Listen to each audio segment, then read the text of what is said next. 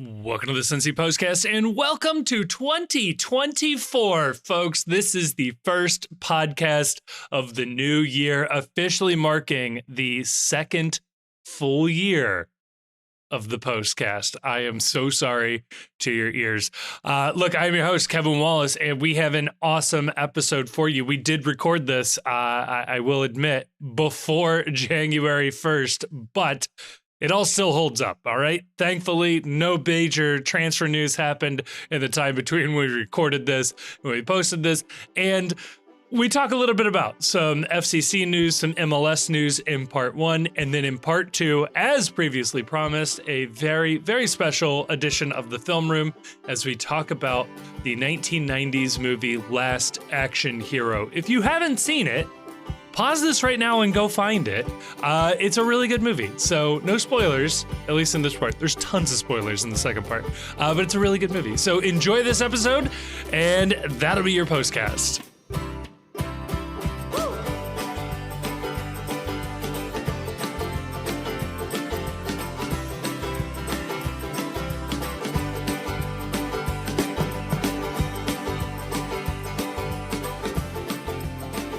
Well, this is a bit of an unusual episode. It's been a long time since all three of us have been in the same room. This is a very special, well, by the time this comes out, it'll be the first podcast of 2024. So what better way to ring in the new year, eh? Yeah, we've worked together. You know, it's New Year's. We're celebrating another complete year of the podcast. Our first complete year of the podcast, I believe. That is true. We started in late February last time. So this is our first official full year of doing the show. So what better way to do this than getting the gang together? And this time we are doing this, and we haven't just watched an epic just beat down, and we're not trying to muster up the what the hell are we going to talk about energy like we were after that Columbus game when we were up in Columbus. Oh, so good to be in the same room, as you said, not after a devastating loss, drinking beers from a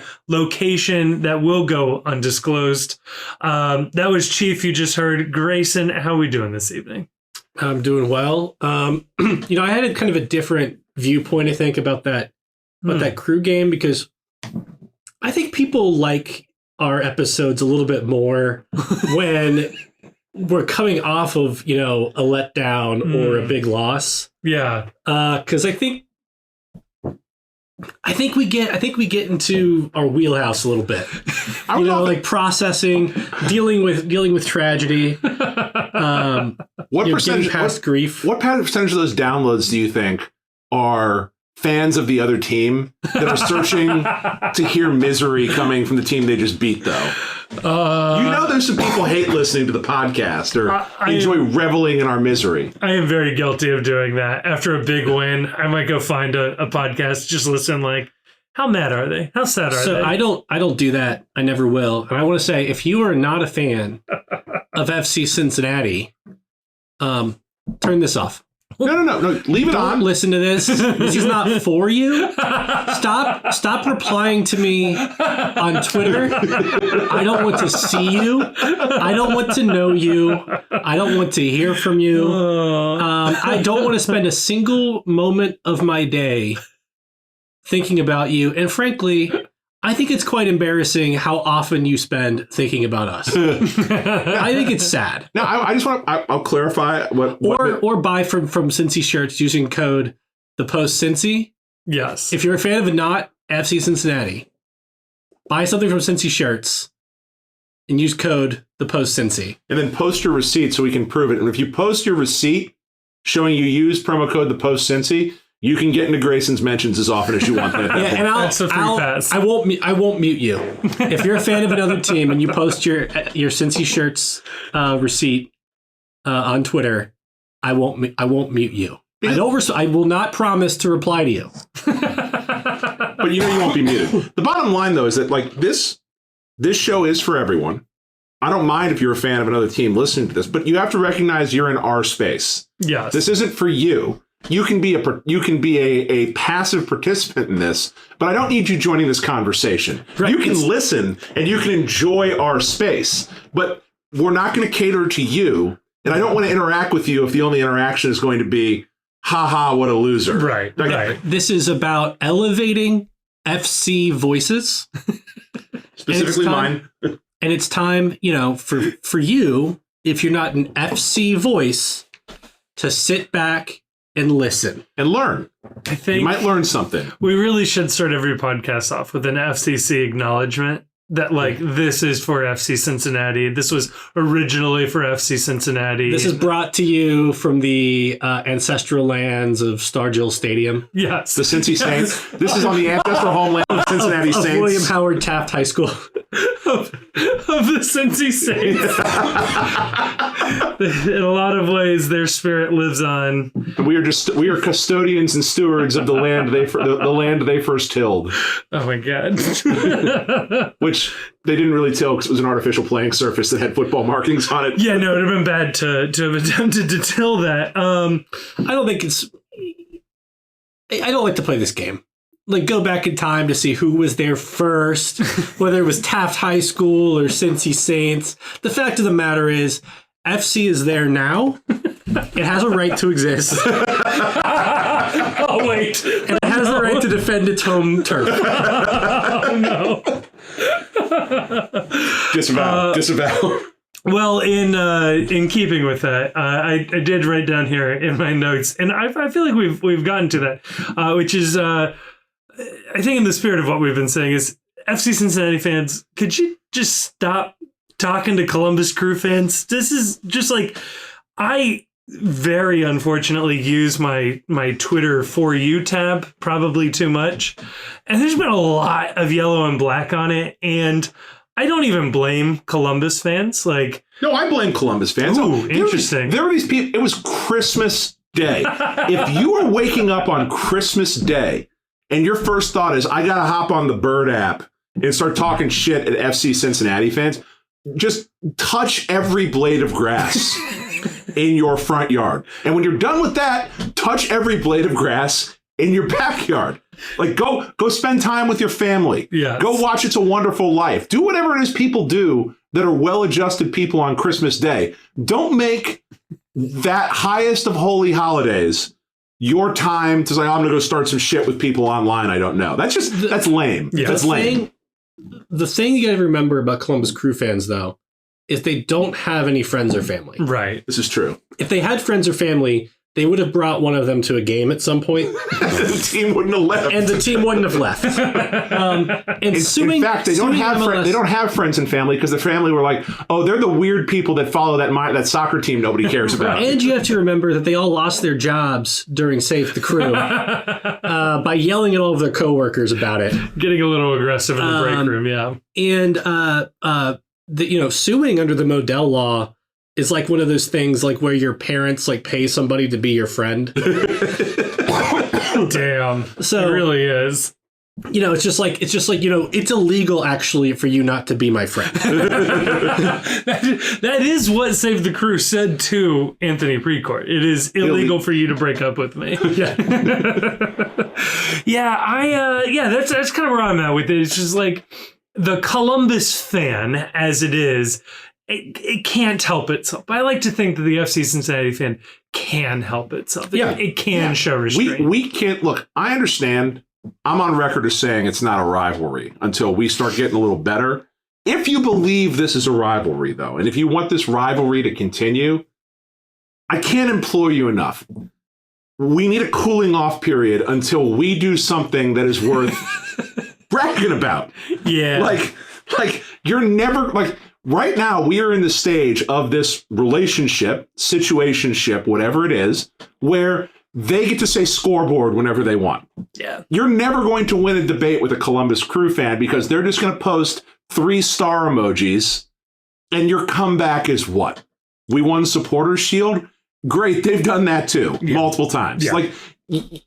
They have to do something stupid, or we have to do something great in order to justify the dialogue resuming. For right now, just let's cool it a little bit. Can we just have a cooling off period with Columbus for our own mental sanity? Do we have to? Don't make us. I don't want there to be a rule on this podcast I don't want there to be a rule that we stop mentioning Columbus the same way for the past. Is it a new year? Do we mention him now? How are we going to do this?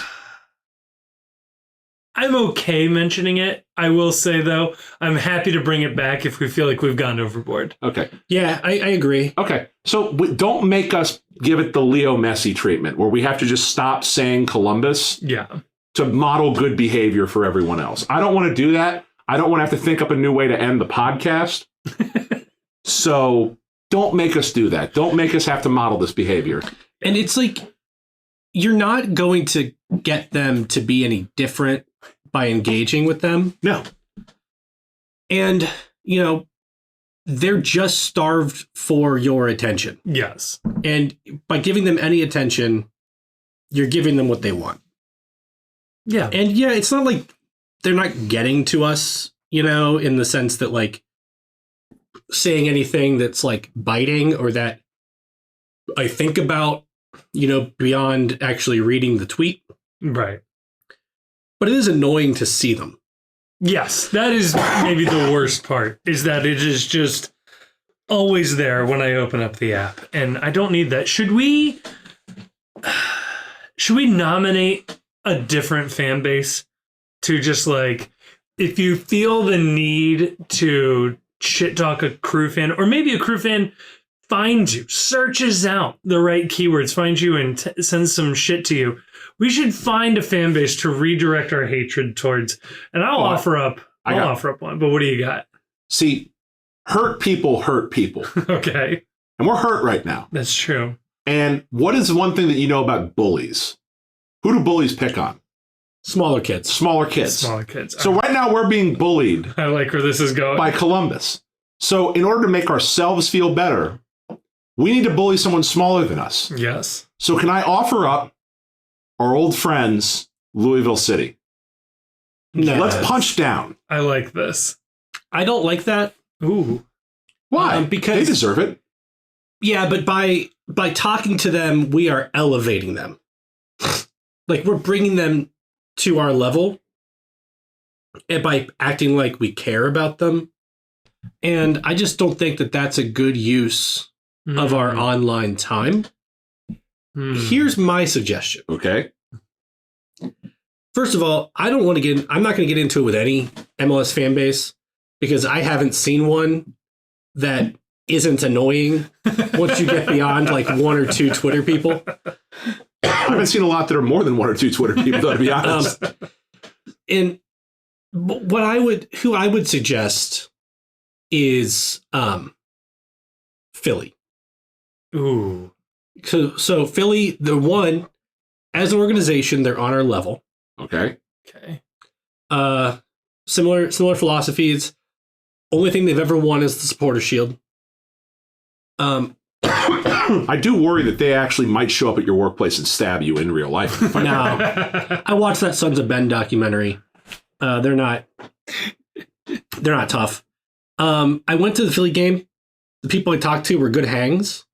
Okay. Not a great argument for deciding we're going to fight with them if they're good hangs. But like, yeah, some Philly fans are super annoying on Twitter, and I have muted them because they also, like the Crew fans, like St. Louis fans, care a little bit too much about our team. Yeah. But I think for the most part, relations are decent. And you can talk to a Philly fan, and you're not like giving anybody undeserved attention.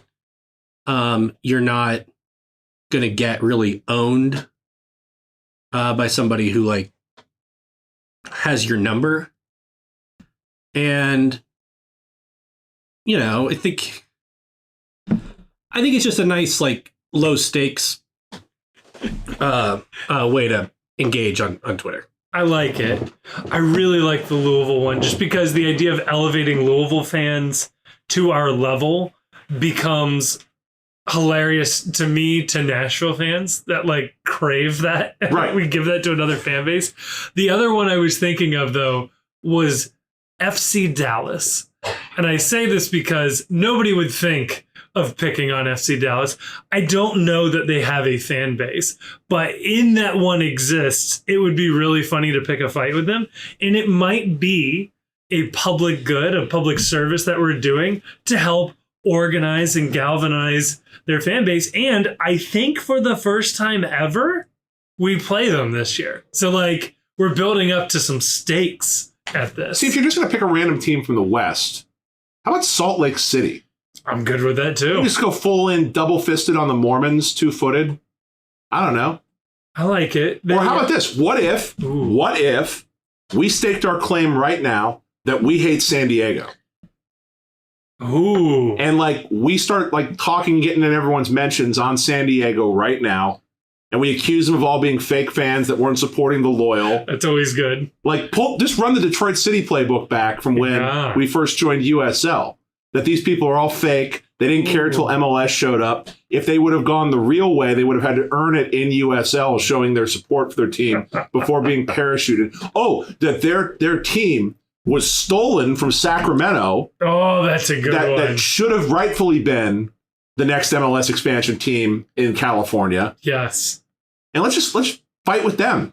They have nothing that can back it up. They're not even playing right now. That is true. We get 2 full years of free shots. They don't even have the USL team to like potentially be an Open Cup opponent. Yeah, you know what? We'll get like an MLS.com article. We'll, talk some shit about them. Talk about how like that we'll blame. They didn't really earn it. It was the billionaire pulling out of Sacramento that gave them their team. Yes. They've stolen this from all those people. And you know what? I'll bet you if we really, as a fan base, put our mind to this, we could get the league to believe there actually is bad blood between these two teams. Yeah, San Diego was given, not grabbed. Yeah. We grabbed our spot in MLS. Oh, I like that. Given, not grabbed. I don't think we want to be the grabbers in the abstract, but... No, we grabbed with consent. Okay, good. Okay, that's good. Gifted, not... Gurned. Gurned.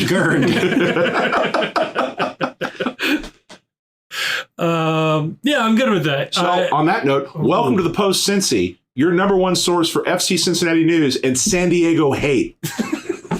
It's 2024. We have on the table the ability to change the sign off to fuck San Diego. Go fuck yourself, San Diego. I think that's the new sign off for 2024. until we grab back control of the Columbus rivalry. Right. It's no longer fuck Columbus. It's go fuck yourself, San Diego. I like this a lot. This also builds up to the inevitable. Brandon Vasquez goes, I'll say abroad. I'll leave it vague for right now.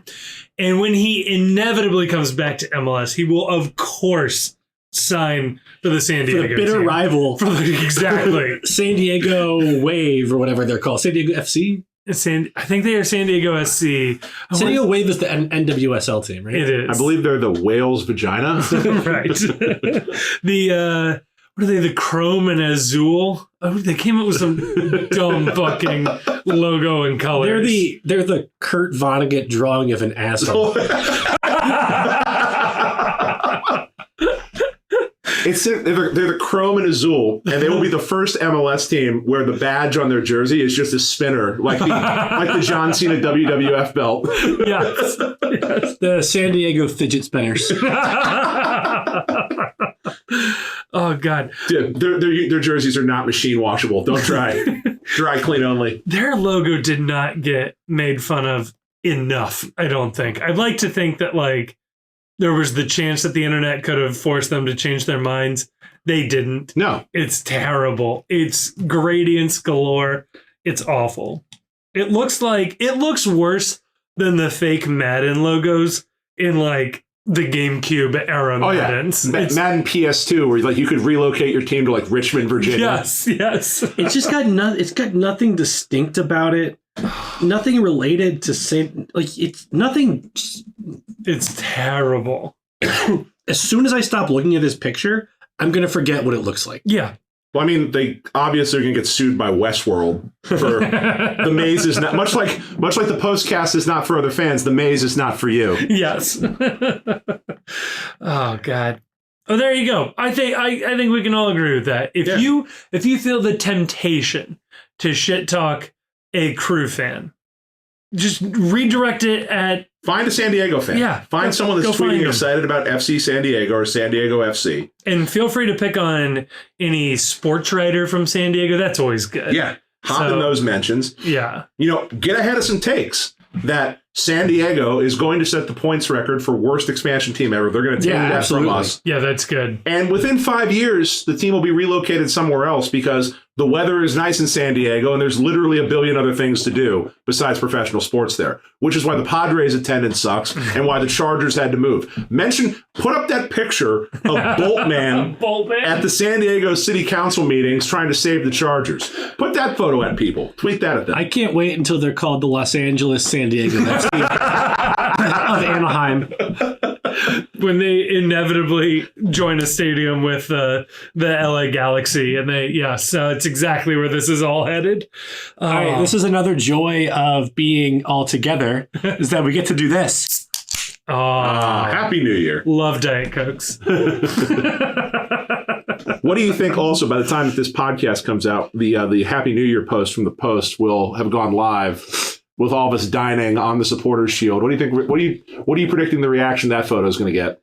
Good. I think the reactions publicly will be all positive. I think in the background, in the DMs, there's going to be a lot of negativity. That tweet is going to break containment. And that's where the good reactions are going to come from. They're going to come from like LAFC fans. Yeah, when it leaves the bubble. They did what? Also, I think this will be the first public photo with the FC Cincinnati logo engraved onto it. So that is true. Yeah, we got it on there. I'm so annoyed that on the trophy itself, Los Angeles Football Club is completely and totally spelled out, but then we were relegated to FC Cincinnati in very small font that could have been on the second ring, but we are the first name on the third ring of names there. And I can confirm, you can see the in the photo taken, you can see the name on there. It is right there. It is right there. It is in between a three-way and a plate of conies. So. Oh Lord. God, I love this week between Christmas and New Year. It just feels like fake time. It feels like nothing's going on. Oh. Like I was barely at work this week, dipping in and out of the office because nothing's happening. I found a tweet from what is RCTID? It's Timbers? Rose City Till I Die. That's Timbers. You can't eat Skyline chili with a supporter shield. Bullshit. Only with a wooden spoon. Well, that's fake news. That shows you Aaron from Portland, who made this. He made the same joke in two different tweets. Wow. Will you send me that tweet on the group chat? Because I'm going to make sure I add him when we post that on the Post's official account. In fairness to him, wasn't Skyline. So maybe it is still technically true, but all that means is we got to go to Skyline again before the season starts. The sequel photo for sure. Oh God. But nothing's going on. No, this is great. This week is just this is a week for the people. It's a week for the working man. Yeah. Where nobody really expects you to do anything. Yeah. If you accomplish anything this week, good on you. Yeah. Or if you accomplish, because this is past tense. By the time people listen to this week will have already passed. So I hope you enjoyed what I consider to be the best week of the year. Yeah, this is sort of the dream week. Nobody expects anything of you. No. Like that's the best part. Is like there's no expectation. So if you do accomplish something, it's like, whoa, look at this overachiever. This guy got to the gym before New Year's started. This is where I always find it funny too. Like I did not take off work this week, but like I'm not working that hard this week. No. You take off when it gets hard. That's how you plan it out. We used to have this thing at the theater back in the day because I used to work in a movie theater, classic dead end job. I think we talked about this before on the show. We used to have a thing like, are you working or are you just on the clock? Mm-hmm. There were some days where I was just on the clock, man. This week, I'm just on the clock. We're technically available. Yes. You paid me for my time to be available. Should something come up, right? Why not? Man. I love this time of year. I like that too. It's like society has agreed that like unless something's on fire, it's next year's problem. Right. So you never see like worker solidarity like that anymore. No. It's also a great week of the year to do a news dump of a story that you just don't want to get wider traction. So I think it's a positive that nothing I care about has been in the news this week. Yeah, that's nice. I mean, look, I'm scraping the bottom of the barrel for FC Cincinnati news, and the only things I've really got are like, this happened a week or two ago. Like we didn't really get to talk about. I don't know. Where do you want to go with this? I guess the best place to start is I'm desperate for some actual player news. Yeah. Just because it feels like we are still in this limbo space of we know that there are pieces missing from this team. Yes. And they're big pieces missing. And we can sort of see on the horizon big pieces leaving with Barrial and Vasquez. And so I'm eager to start getting some word, some rumors, something that indicates that Albright's cooking somewhere in the background. Because, again, once the first of the year hits, we are functionally 6 weeks, 5 weeks away from actually playing a goddamn game, a game that counts. So you're really starting to shorten the timetable of how long does it take if we're bringing in someone that is not an MLS player to get them into the United States, get their paperwork sorted, get them into training, and every day that goes by is one less day to work on that. So I guess where I want to start is Pat Brennan this week or last week reported that I think we'd speculated that Diego Palacios was a target that made sense for the FC. Yeah, I think we had just mentioned. I think you mentioned his name in passing. I had mentioned him just as like, a MLS free agent left back, right? With the assumption that, to set the table a little bit. Please do. And as you do, I have us currently down 3 starters. And that's not including Vasquez and Barrial, right? Potentially leaving. So that's as many as 5 starters and 7 senior team roster spots. And we're on agreement. We're on agreement need to be filled. And we're on agreement too. Before you continue, that we're down starters like that, but this team also probably needs at some point to sign a center back if they're going to keep playing 3 at the back that is a starting caliber center back for the. Well, yeah, one of the starters who we're missing is Mosquera. Right. And then in addition to that, this team probably also needs someone. They don't want to have their first reserve being Kip Keller, I don't think. Yeah, so if you might need another one, but we do have you would potentially have, let's say, center back who we'll bring the name back up in a second, I guess. But a center back, Miazga, Ian Murphy, Nick Hagland, Kip Keller. You can probably roll with that, barring injury, with 3 at the back. But it's better than we had last year. Yeah, which was nobody. But yeah, one of London Agato or Joey Appanonu stepping up would not be the end of the world. Right. Yeah. The holes are huge here. And, talking about not hearing any player news, haven't heard anything in terms of the players that they were in discussions with or negotiating with there. But before we get too far off, that we got confirmation from Pat Brennan that Diego Palacios is, in fact, a target of the FC. That they expect him to visit, or he has visited. The Post's Joseph Mame reporting that Palacios visited the team. That is being contradicted by Pat Brennan and a few other sources, but I'm sticking by our man. Well, what we do know is that his name was on the stadium. Which, can we talk about this for a second? I understand that there is no way to bring a player in for a visit in secret.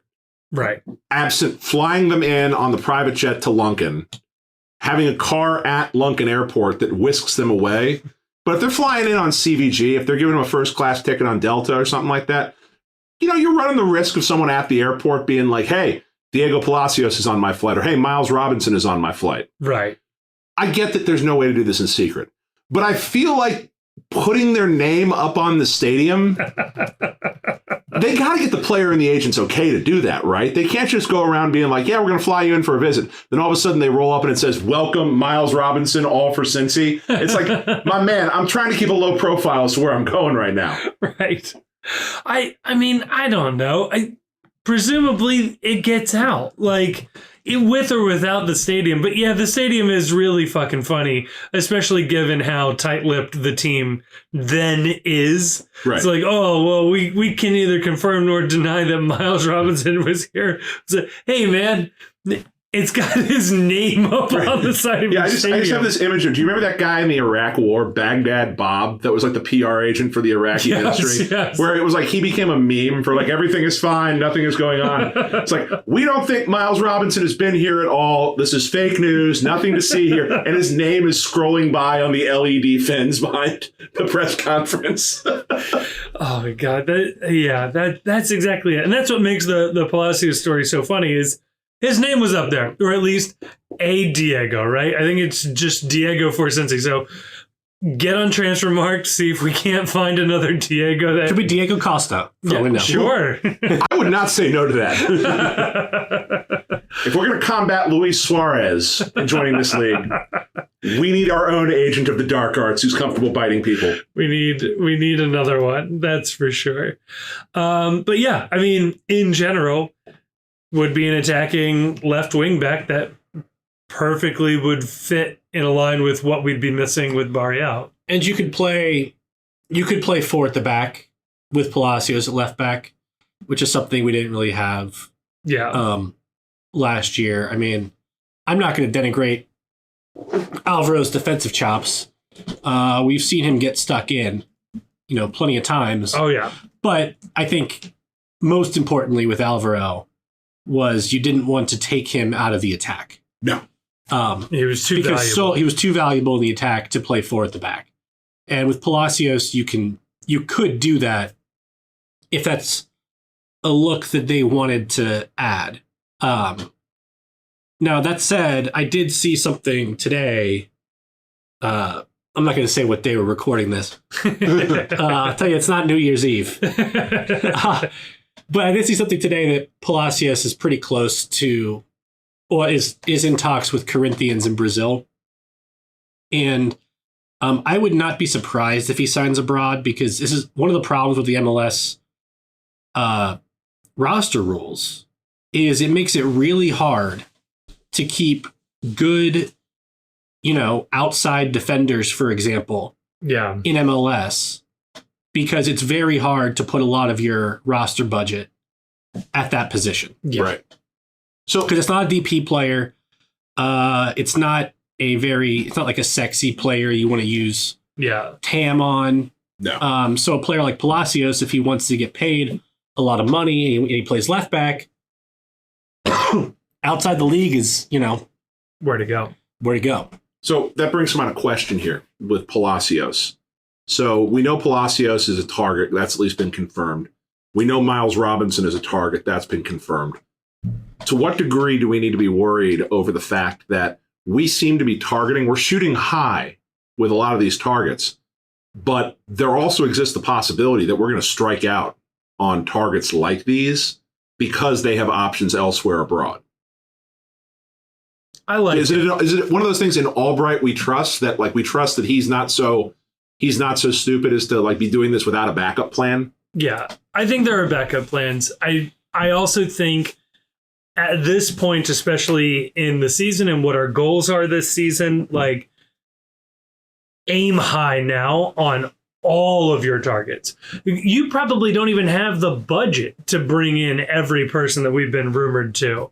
But if you can hit on 1 or 2 of these guys and then fall to your plan Bs, that is fantastic. And I think in general, it speaks highly of FC Cincinnati's very quick turnaround that Palacios and Robinson were both in Cincy very early. Well, Robinson for sure was in Cincy. Right. Palacios, maybe. We don't know. But they were definitely presenting to him. Yes. Early in the window. But to be considered, there was a point 2 years ago where a guy like Palacios would never consider going to FC Cincinnati. It's a good thing. Yeah. And, I think I would be upset if it had been confirmed, say, that we didn't pitch Miles Robinson. Right. Like, I would wonder what we're doing if we're not at least kicking the tires on Miles Robinson. Now, the fact that he came here as his first stop in free agency, I think that's great news. Yeah. I think it shows how serious people within MLS take FC Cincinnati now as a destination. Yeah. Matt Hedges coming last year. He didn't have he didn't have the season that anybody would have liked him to have because he got injured, but which shows that when we only offered him like a 1-year deal with a 1-year option, and he took Toronto because they gave him, I think, 2 years with 2 option years. Yeah. That was the right move from Albright. Yeah. That he was, an older player who had some injury there, and, losing out on that contract at the time, I was not thrilled about losing out on Matt Hedges, but looking back on it, getting Mascara in right instead of him, like Mascara was the plan B. It's possible Arias was the plan B at right back, and those panned out pretty good. Yeah. It sounds like, though, if you actually piece the tea leaves, because plan A was Mascara on a transfer, plan B was Hedges, and then plan C ended up being Mascara on a loan. Right. And this is one of the rare instances where looping back around to plan C actually was beyond the right move. Right. right. So yeah, I think the only takeaway not the only takeaway, but a main takeaway is it's only good news that there is real smoke to them talking to players like Miles Robinson and Diego Palacios. Having said that, just speaking for me personally, I don't know where you two land on this. I'd like to start seeing some fire to go along with smoke here in the next week or so. I think that the hour is going to get late really quickly for this team, given how soon the turnaround is for this season. Well, there were 2 signings that I don't think we talked about on the postcast. The MLS Super Draft happened. Oh, that. And I understand I'm the world's biggest Kip Keller fan. At this moment, Chief, I don't know if you're any different than me. I could not tell you either a first or last name from either of our draft picks. Okay, I'm going to mention the draft pick. I'm going to say out front that I refuse to know anything else about these players. And I think our reasons for that. Did we draft someone from Indiana? No. All right. And what, a striker? Well, we drafted Roman Celentano from Indiana. Yeah, I know, but I thought we drafted a teammate of his or something. Oh, okay. No. We drafted Brian Schaefer, a defender from South Florida. That tracks. Oh, wait, that sounds familiar. Brandon Schaefer just sounds like a South Florida name. We always scrimmage them in preseason, so I assume that, this is a Hassan and Dom situation where they just saw this big boy and just were like, so let's get him. So Brandon Schaefer from the University of South Florida? Yeah, okay. South Florida. So Brandon, national champion. Brandon, if you are listening, national champion. If you're listening, if you've decided that you want to learn more about your new adopted city and your new club, then you've found the postcast. Let me be the first to warn you. It's impossible to get a good Cuban sandwich here. Don't go looking. No one has the right bread. I'm sorry. The worst, most mid-Cuban sandwich in Tampa, if you go to Colombia because you're a tourist, that Cuban sandwich is better. If you're talking trying to get something like Bodega in St. Pete, sorry, you're not going to find it up here. It's grossly disappointing. Get used to it. Try Skyline instead. Get the Cuban empanada from the empanada. Oh, hell yeah. That's a good choice. And by the way, Brian Schaefer, if you're listening, or anybody that knows Brian Schaefer is listening, the only way I will learn more about Brian Schaefer is if he comes on the postcast.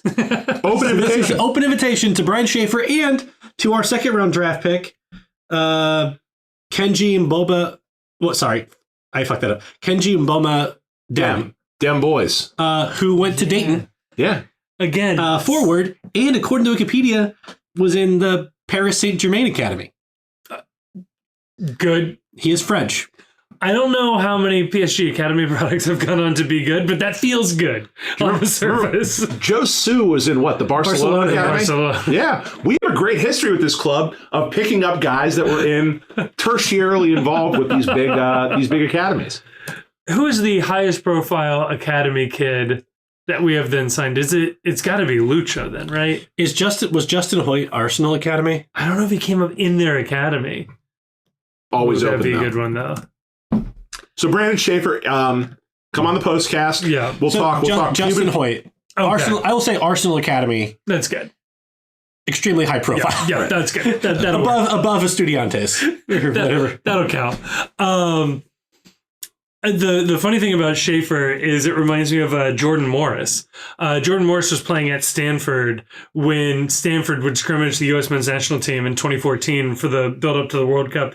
And Jurgen Klinsmann fell in love with Jordan Morris and called him up for the national team at a time when it was like just after Stanford's season was over. And Morris was neither voted the best player on his team, nor was he a Herman Award finalist. But Klinsmann was like, I need that on this team. Klinsmann also called up two NASL players, Miguel Ibarra and Christian Ramirez, who both ended up in MLS after that. Good. But they weren't like the kid from Louisville whose name, Josh Winder, who was like 17 and playing in USL. They were like 25 and playing in NASL. Just an indictment on the MLS scouting process. Right. Like, here's Jurgen Klinsmann, like world-renowned coach, coaching the national team. I got two guys y'all missed right here. Right.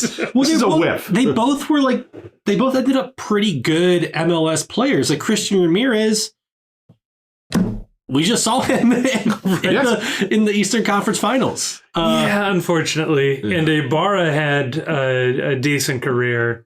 Ibarra was really nice. He was actually I think Ibarra was the better player at the time. Yeah.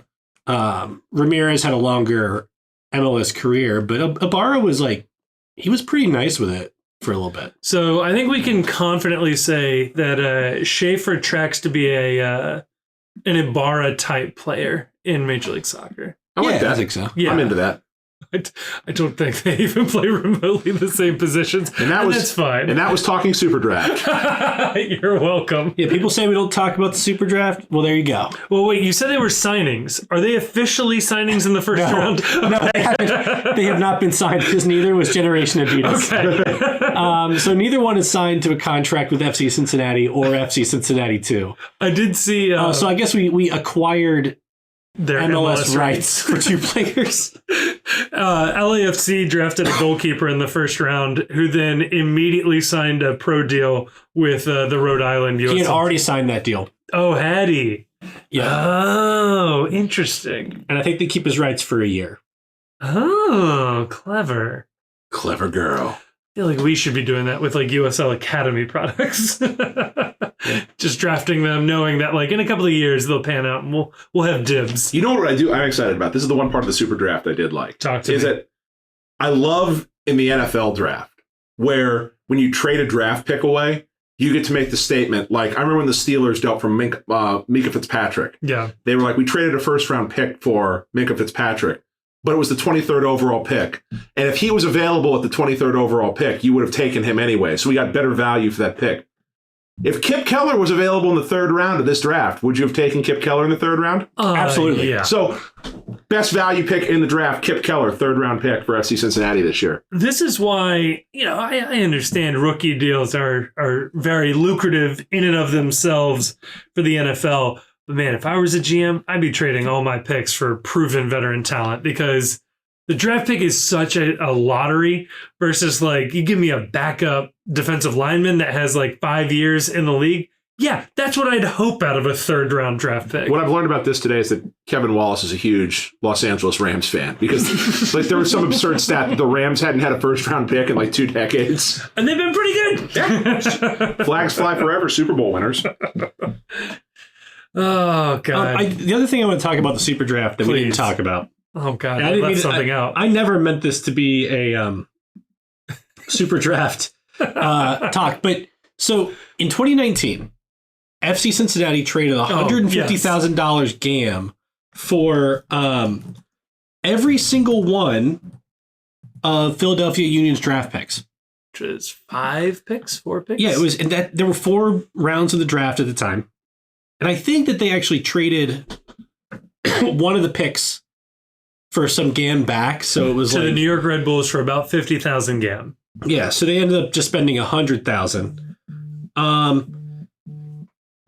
DC gave Miami like 300,000 GAM for Miami's first round draft pick.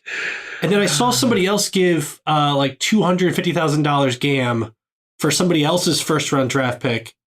And I'm like, we were excoriated for years for spending 150 for all the picks. All the picks. And teams are giving more than that for just one. As an expansion team, without an academy, yeah, you throw as many dice as you can and see how many come up Darlington Nagby, right? Like, of course, it made perfect sense for FC Cincinnati to do it. And again, included with that is another head-scratching trade to Miami to give them way too much GAM. Yeah, so Dallas swapped picks with Miami. Oh, my God. And gave them $30,000 GAM. Oh, my God. Jesus. All I'm learning about this is that maybe Jeff Birding was underrated as a GM. Dude. Yeah, he's better than Nijkamp at a minimum. What do you think? All right, so if you give Jeff Birding like a standard MLS roster to manage, would he finish worse than Toronto did this year? No. To manage as a coach? Like to manage as a general manager. Like you give him the situation Toronto was in. He's no worse than that. No. What's funny is Toronto's GM literally went on Transfer Market and FIFA and like just searched for who are the highest rated guys out of contract. Like Birding could do that. I mean, we've written entire articles based on that premise. I remember one year, I think I put it out on Twitter where I just listed, might have been last year or the year before. I think it was 22. Where I just did a rank. I think we needed like a left back or something. Yeah. And I was like, well, these are the best free agent left backs in the world. And one of them was an American, was an MLS player it was like the best out of contract left backs. Okay. And one of them was like, I forget his name, but we actually brought him in on a trial and then just didn't sign him. He signed somewhere else. But it was, yeah, sometimes that's all it takes. Yeah. Like, people act like there are these like really extensive scouting networks, especially Central American countries. You'll see this happen where like super fans will discover a player with eligibility playing somewhere in the world. And I feel like the US has done that as well, of just like fan scouting will be like, holy shit, there's an American tearing it up in the Italian 3rd division. Like somebody contact him and see if we can't get him moving in the right direction career wise. Like that absolutely happens. So I feel like, yeah, especially Birding now, I bet he knows so much more about GAM than he did in 2019. Now he knows. If only he would have studied ahead of time. The learning curve is way ahead there. So bottom line, welcome to Cincinnati, Mr. Schaefer and Mr. Dem. Yes, exactly. Let's do it. And I think we can wrap up this section by saying a probable farewell to one Alvaro Barrial and Brandon Vasquez, at least probably. We have been sort of operating under the assumption that they'd be leaving. It's not exactly clear where. The big rumors are as of the time of recording. RC Lens is what I'm going to choose to pronounce this as, in for Barrial. There is confirmed interest from per Laurel Thaler. And then with Brandon Vasquez, there seems to be a weird sort of dueling narrative going on here where he has been strongly linked to Monterrey in Liga MX in Mexico. And then at the same time, we're hearing from folks across the pond connected to Brentford saying that he is headed there and that Mexico is not in play. So where do you want to go with this? I gotta correct that a little bit, Kevin. Oh, please. So the sources today, there emerged a narrative that he was not going to go to Monterey. Okay. That he was actually going to go likely to Brentford. Right. And the most prominent account that I saw say that was a account out of Mexico. Ah, okay. But it's one with like 60,000 but not a followers, Brentford. including one Tom Bogert follows this account. Mm. So it's from a journalist of some note. However, it looks like the Brentford thing is still sourced back to the Telegraph, which the Telegraph, as far as I can tell, has last reported on that December 12th. Okay. There was a lot of chatter about Monterey all this week, but I could not find an account that had more than like 300 followers that was talking about the Monterey deal as being like close. So that might happen. Okay. And the number, so, you know, I don't know. Maybe it happens tomorrow and this comes out and we're right. Like, but the numbers that were linked to Monterey, and again, these were by accounts with like 300 followers that I couldn't tell like where they're getting it from. Yeah. Was like $7.5 million with the potential $3 million in add-ons, which I think would be a great number. That'd be lovely for Brandon. Monterey is a strange destination. It's a big club, but you know, if you look at their salaries, I think it was like Rogelio Funes Mori is like who he's viewed as replacing. Funes Mori is on like $900,000. Yeah. That wouldn't be like a meaningful raise for Brandon, if at all. Right. Depending on what his number is going to be next year. We know he got a big raise. I think his guaranteed comp is over $1 million. I'm not sure what year of his contract or what option year, you know, puts him at that level, but it doesn't. I don't view Monterey as like a substantial step up in competition. It is a step up in stature of the club, 100%. Right. Don't disagree there. I don't view it as a real jump in competition, so I don't think it's the type of move that puts him in the picture better for the World Cup in 26. And I don't know that it would be, you know, that big of a jump salary-wise, just based on like their pay scale. Because like Mexico has more players making more money than MLS. Right. But at the top of the scale, it's not higher. It tops out. Like you're talking a lot. You're talking more guys making TAM level deals. Right. We're not talking about a bunch of guys making DP money. Right. On MLS, on Liga MX teams. It's a starting 11 where everybody's making, let's say, around $800,000 to $1 million a year, but nobody's making more than like $4 million a year. So Brentford would be a jump up in competition. This is the Premier League, right? We don't have a striker playing in the Premier League right now. Huh? We don't have very many players, even on Premier League rosters right now. Right. Especially if you take Leeds out of the equation. Well, Leeds is a championship team. Oh shit! No, there you go. we have like two guys on Fulham. You got that's what I was thinking. It was Fulham. You got Matt Turner at Nottingham Forest. Tyler Adams is injured, but he's at Bournemouth. Mm-hmm. Is that it?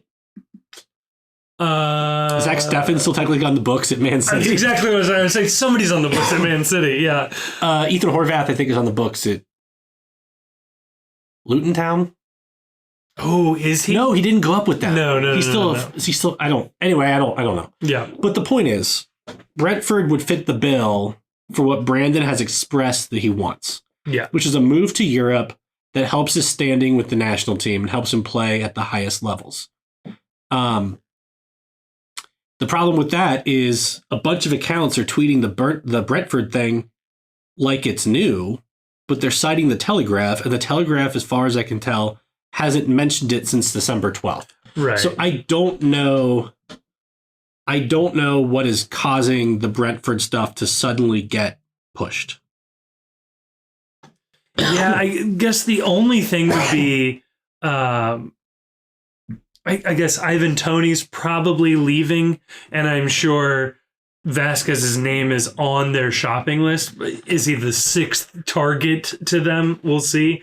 I do think a lot of this will start to move once the European window opens officially in January. On January. The other thing to remember too is that the Monterey reports that everyone was citing. This person that's reporting this, I don't know who it is. Obviously, it's somebody on Twitter, but this person was talking that Monterey and Brandon Vasquez were a done deal over the summer. Right. This person also took to Twitter over the summer to claim that it was a done deal that Alan Valesco was going to join Liga MX as a done deal. And not only did he not move, he stayed with Dallas and ended up tearing his ACL in the MLS Cup playoffs. So whoever this person is that's reporting this and people are treating it like it's gospel, a grain of salt on the Monterey portion of the deal, because there's a lot of this Monterey thing that just doesn't make sense. Vasquez has said over and over again, his goal is to play in Europe. Yeah. There's the chatter that you hear online about his national status and his national team status. By his own statement, he has never spoken to anyone associated with the Mexican national team. So this idea out there of, oh, maybe he goes to Mexico to use a one-time transfer, which he can't, A, and B, it's just nothing to it. The point is there's a lot of noise about this, and you have people that are saying things online that are demonstrably false, like about his ability to use a one-time transfer. It's silly season. We expect him to leave. I don't expect him to go to Mexico. I think that if he was going to go to Mexico, he would have already gone. And I think, like what Grayson said, he's going to have a difficult time probably making more money than he would in MLS. And I would expect, if the market isn't there for him in Europe right now, I'd honestly expect him to stay and try and rebound his value here in MLS. I think going to Liga MX, and I'm not going to tell anybody how to run their career. Like, okay, so like, don't get me wrong here, but, it may get him a short-term raise, but I view it as a career-limiting move. Yeah. Kind of like a neck tattoo. Yeah. For normal people, not for, not for soccer players. No. It might actually help your career to get it would. Yeah. I would say, like, all things being equal, I'll take the guy with the neck tattoo. Right. Put a face tattoo even better. Put a pin in that, because in segment 2, we're going to be talking about someone that has a neck tattoo that I never realized. So we talked about this with Miles Robinson a couple weeks ago, where, when is the time to go to Europe? And Brandon's time to go to Europe is in the next year. Yeah. Yeah. You could argue, and maybe it will have panned out this way, that his time to go to Europe was last summer. And, if he missed out, I'm sorry about that. But if I'm in his position, I'm thinking the only way to, like, really take my career to the next level is to go to Europe. And if you go to Europe and fail, you come back to MLS on like a high TAM or DP deal. Yeah. Is how that works. You go to Liga MX and fail, you come back to MLS on like kind of a regular deal. Now we say that, but the case study of the opposite would be one Lucho Acosta. Yeah, he was already like a high dollar player in MLS. Yeah. Yeah, the Monterey deal is a little odd too from Monterey's perspective. So I was looking at this. Their top transfers of all time, Rodolfo Pizarro, by the way, is their record holder in 2018-2019, $14 million. Number 4 on that list, Vincent Janssen from Spurs, $9 million. The other thing is Sky Sports today, speaking of Vincent Janssen, Sky Sports today said that Monterey approached Fulham about Carlos Vinicius, another center forward, another former Tottenham flameout. Interesting. So and I trust like Sky Sports, like, okay, well, if Sky Sports says Monterey approached Fulham for Carlos Vinicius, I believe that. Yeah. Like, it's Sky, but I don't think that they would make up that specific fact. Right. And if that's the case, that would maybe indicate that Brandon Vasquez is no longer available to them. Right. Could also mean that they're shopping for a center forward and that they got a number of irons in the fire. Yeah. Grayson, you'll appreciate this. Number 5 on Monterey's all-time list, Ake Loba. Okay. And then the other thing is all the people that have linked Vasquez to Monterey have said that it's contingent on Monterey moving some of their forwards. Yeah. And so, if it's contingent on stuff, there's not a deal. Right. And FC Cincinnati and Brandon Vasquez, frankly, are not going to be sitting around thinking like, well, this is a done deal if 3 other things happen. So we're done. Right. So we're done shopping this window. Especially when it does seem to balance, European teams doing this and MLS teams doing that. So yeah, maybe a little more up in the air than we'd expect. The other one that does appear to be a little more secure is Barreal to RC Lens. At the very least, there's mutual interest that does seem to fit the profile of what Barreal would be looking for. I don't know how much there's to say about this. Just that it's interesting because the market is now heating up for Barreal. Yeah. Where we've assumed Barreal was going to be on the move. Yep. But there had been a dearth of actual reporting that anyone was really interested in Barreal up until now. Like over the summer, we were like, oh, is Barreal going to move? And it turns out there just wasn't a lot of, I think with that PSV maybe or Ajax was one, was kicking the tires. But that wasn't even like, I heard from someone who heard from someone. Right. So this is the first real reporting that Barreal is actually, there's a market heating up for him. And so, good. Yeah, good. Right. That's like where I'm at with a lot of this stuff is just, if they're going to go, let's go. Yeah. And let's get on with the process of getting our Tricky Don fun bucks infusion so we can start to buy replacement players. Yeah. But all of these things are contingent upon dominoes falling of people actually getting sold. So let's get with the business of selling people. Exactly. And I guess the one thing, I have been sort of under the impression that we only needed like $2 to $3 million of a transfer fee for Barreal to get that whole million. I'd completely forgotten that Banfield still owns like 20%. Velez owns. It's Velez Sarsfield. So SARS. Okay, Banfield's the veterinarian hospital. Sorry, I got there. That was a name that was in my head for some reason. I think Banfield's another club. Okay, but they own some percentage of his rights. So I think FCC needs somewhere closer to $4 or $5 million transfer fee to get the fully clear $1 million GAM. I think they own something like 30% of his rights or something like that. I thought it was like 20 or 25%. But the point still remains. It's a higher than a straight dollar amount in order to maximize it. They'll want to clear that percentage for his Argentinian club to get their cut of it before we get that full GAM. So yeah, no, and that's, Chief, as you said, that's pretty much what it is in order for FCC to really have the flexibility to bring players in, they got to move players out. And I don't know what the books look like, but I'm sure things look really precarious if both Barreal and Vasquez are on the match day 1 roster of FC Cincinnati.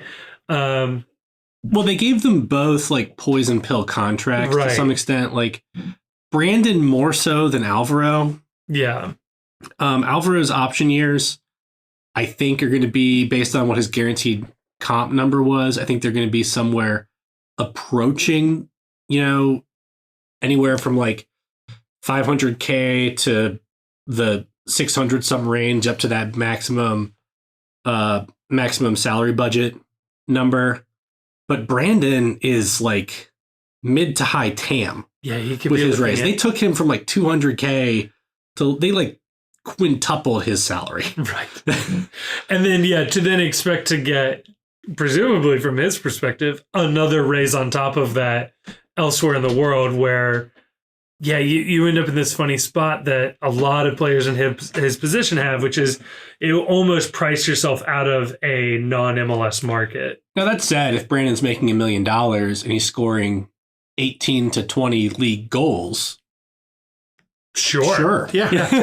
That's exactly what we'd be looking for in his replacement. Yeah. So. And let's be honest, like we're already paying Sergio Santos close to $800,000. So if you tell me Brandon Vasquez, if the choice is Sergio Santos at $800K or Brandon Vasquez for $200,000 more at $1 million, it's Brandon Vasquez 1,000 times out of 1,000. Like that's not even a debate, right? Yeah. And he's going to be a guy who's hard to replace anyway. Yeah. I don't know what they're thinking on how to replace him. But I would think it'd be tough to find an international striker who wouldn't require a transfer fee, which means that we're again like in the high TAM. Yeah. There's a couple of MLS free agents who I think are promising, but not like you're talking like I would prefer to think of them as like Baji replacements than like Vasquez replacements. Right. Like your Corey Baird. Or Danny Musovsky, who have shown ability to score in the league and probably would be useful, but am I confident either would be better than Brandon? No. And Bupensa was doing so great at the end of this year that, if you told me that like we were running that back, I wouldn't hate it. I wouldn't hate it at all. So, well, here, to wrap up, and I am so sorry we've had so much soccer talk on this podcast. To wrap it up, I think we should each offer up a New Year's resolution for FC Cincinnati. I think that's fair. Chief, would you care to? So is this a resolution like we're speaking from? Like, is it my personal FC Cincinnati New Year's resolution, or am I speaking on behalf of if I was the entity of FC Cincinnati, what my New Year's resolution I'll would let be? you go whichever direction you'd like on that. Okay. So my personal New Year's resolution is to be more obnoxious and insufferable online. Oh, good. That's good. That's my personal New Year's resolution. My other New Year's resolution is I would like to try and make a few more trips out of town to see this team at like more interesting places than that city up north. If I were the FC as an organization, yes, my New Year's resolution this year would be to win MLS Cup or win a cup tournament of some sort. Okay. MLS Cup preferable, but my resolution this year is to win something in a pressure situation. That's a Pat Noonan resolution of you got to win an elimination game when the chips are down. And you got to prove that you can do that. That's sort of the next step for this club to take. They were on balance very good last year. They were terrible when it mattered. And so that has to change, I think. So my resolution this year is to win a cup competition for FC Cincinnati. And not the Carolina Challenge Cup. I just want to get ahead of that. No. Grayson, do you have? Yeah. My New Year's resolution for FC Cincinnati is, I'm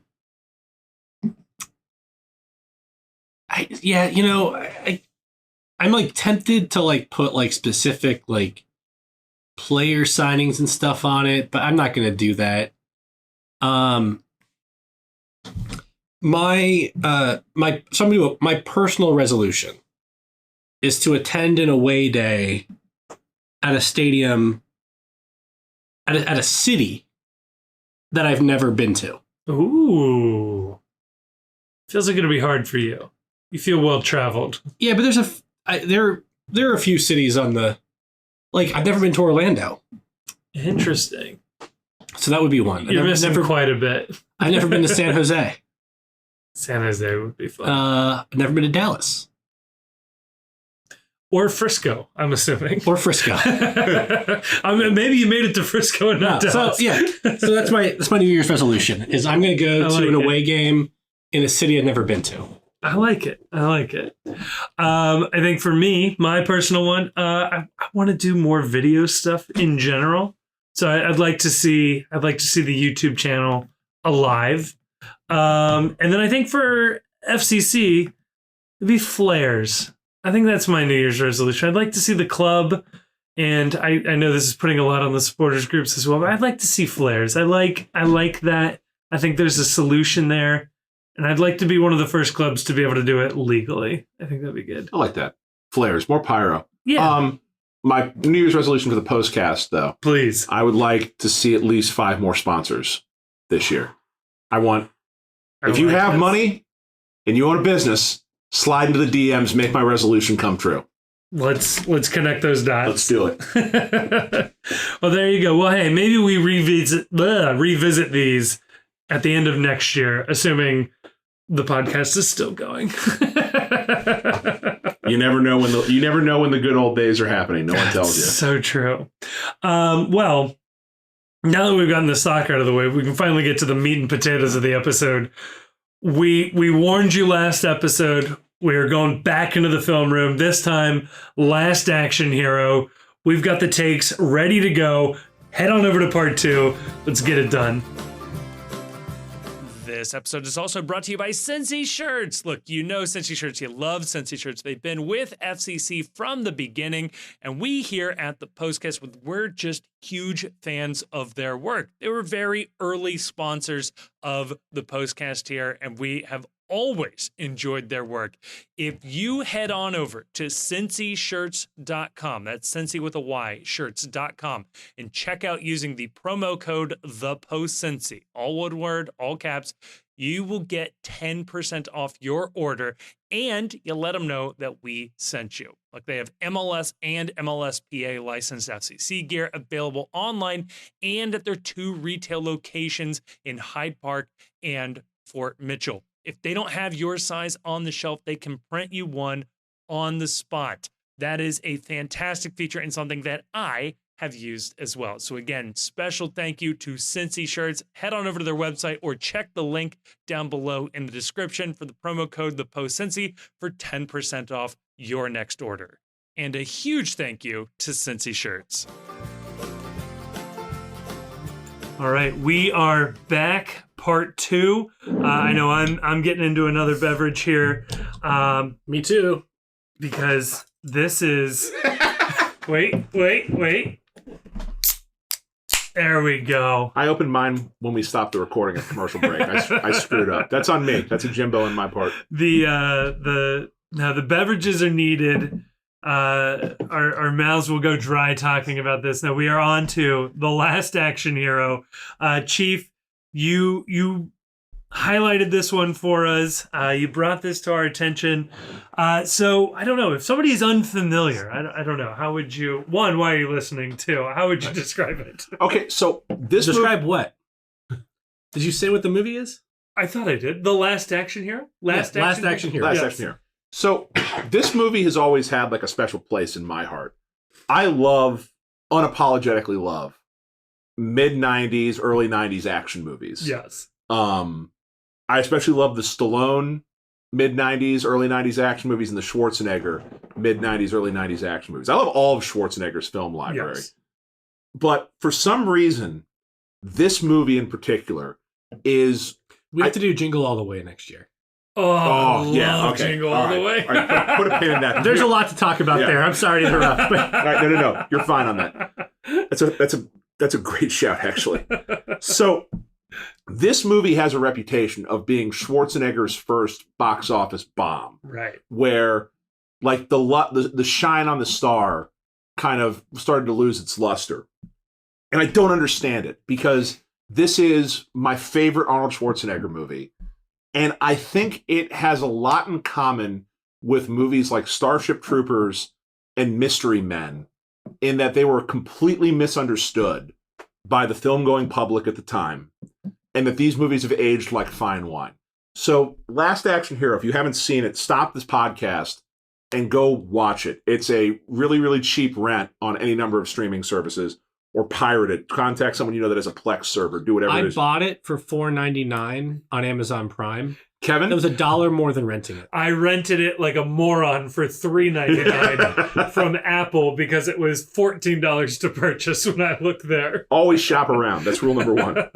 So this was an Arnold Schwarzenegger movie from the early to mid-90s, directed by John McTiernan, who is an action movie legend of the 1980s.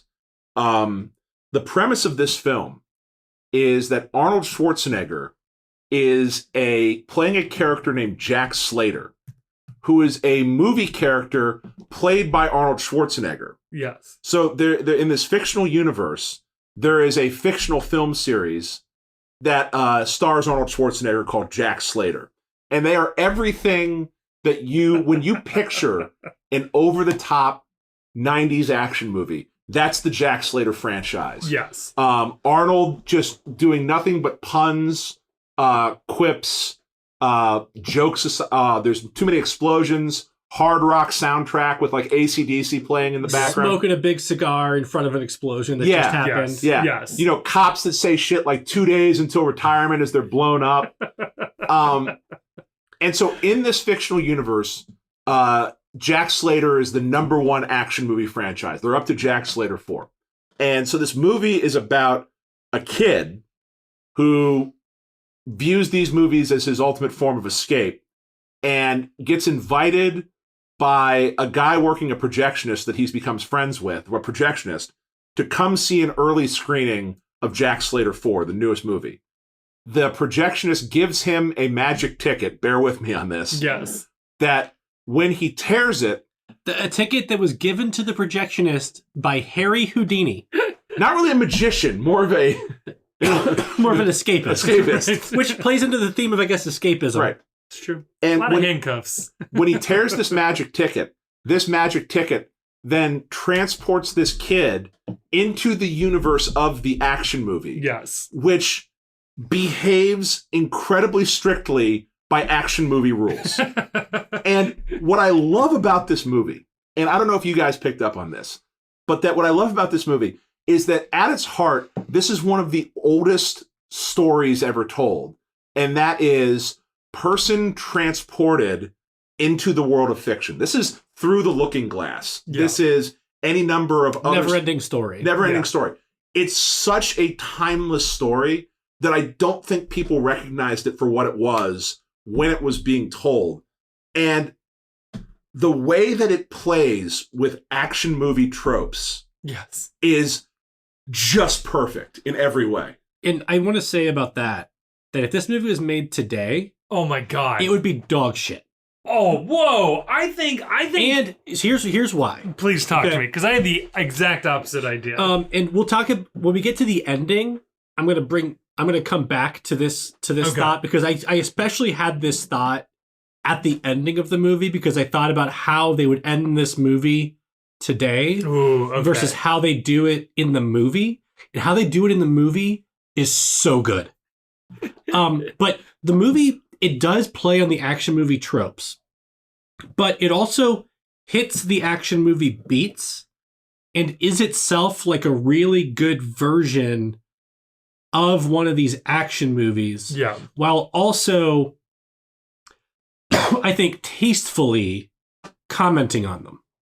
Versus, I think if they made the movie today, it would be too like in love with how clever it is. And it would go way over the top on commenting on, it would get too meta, because I think that we are just way more meta in movies today. Yeah. It would want to be. deconstruct the action movie. Because this is like before even a Scream.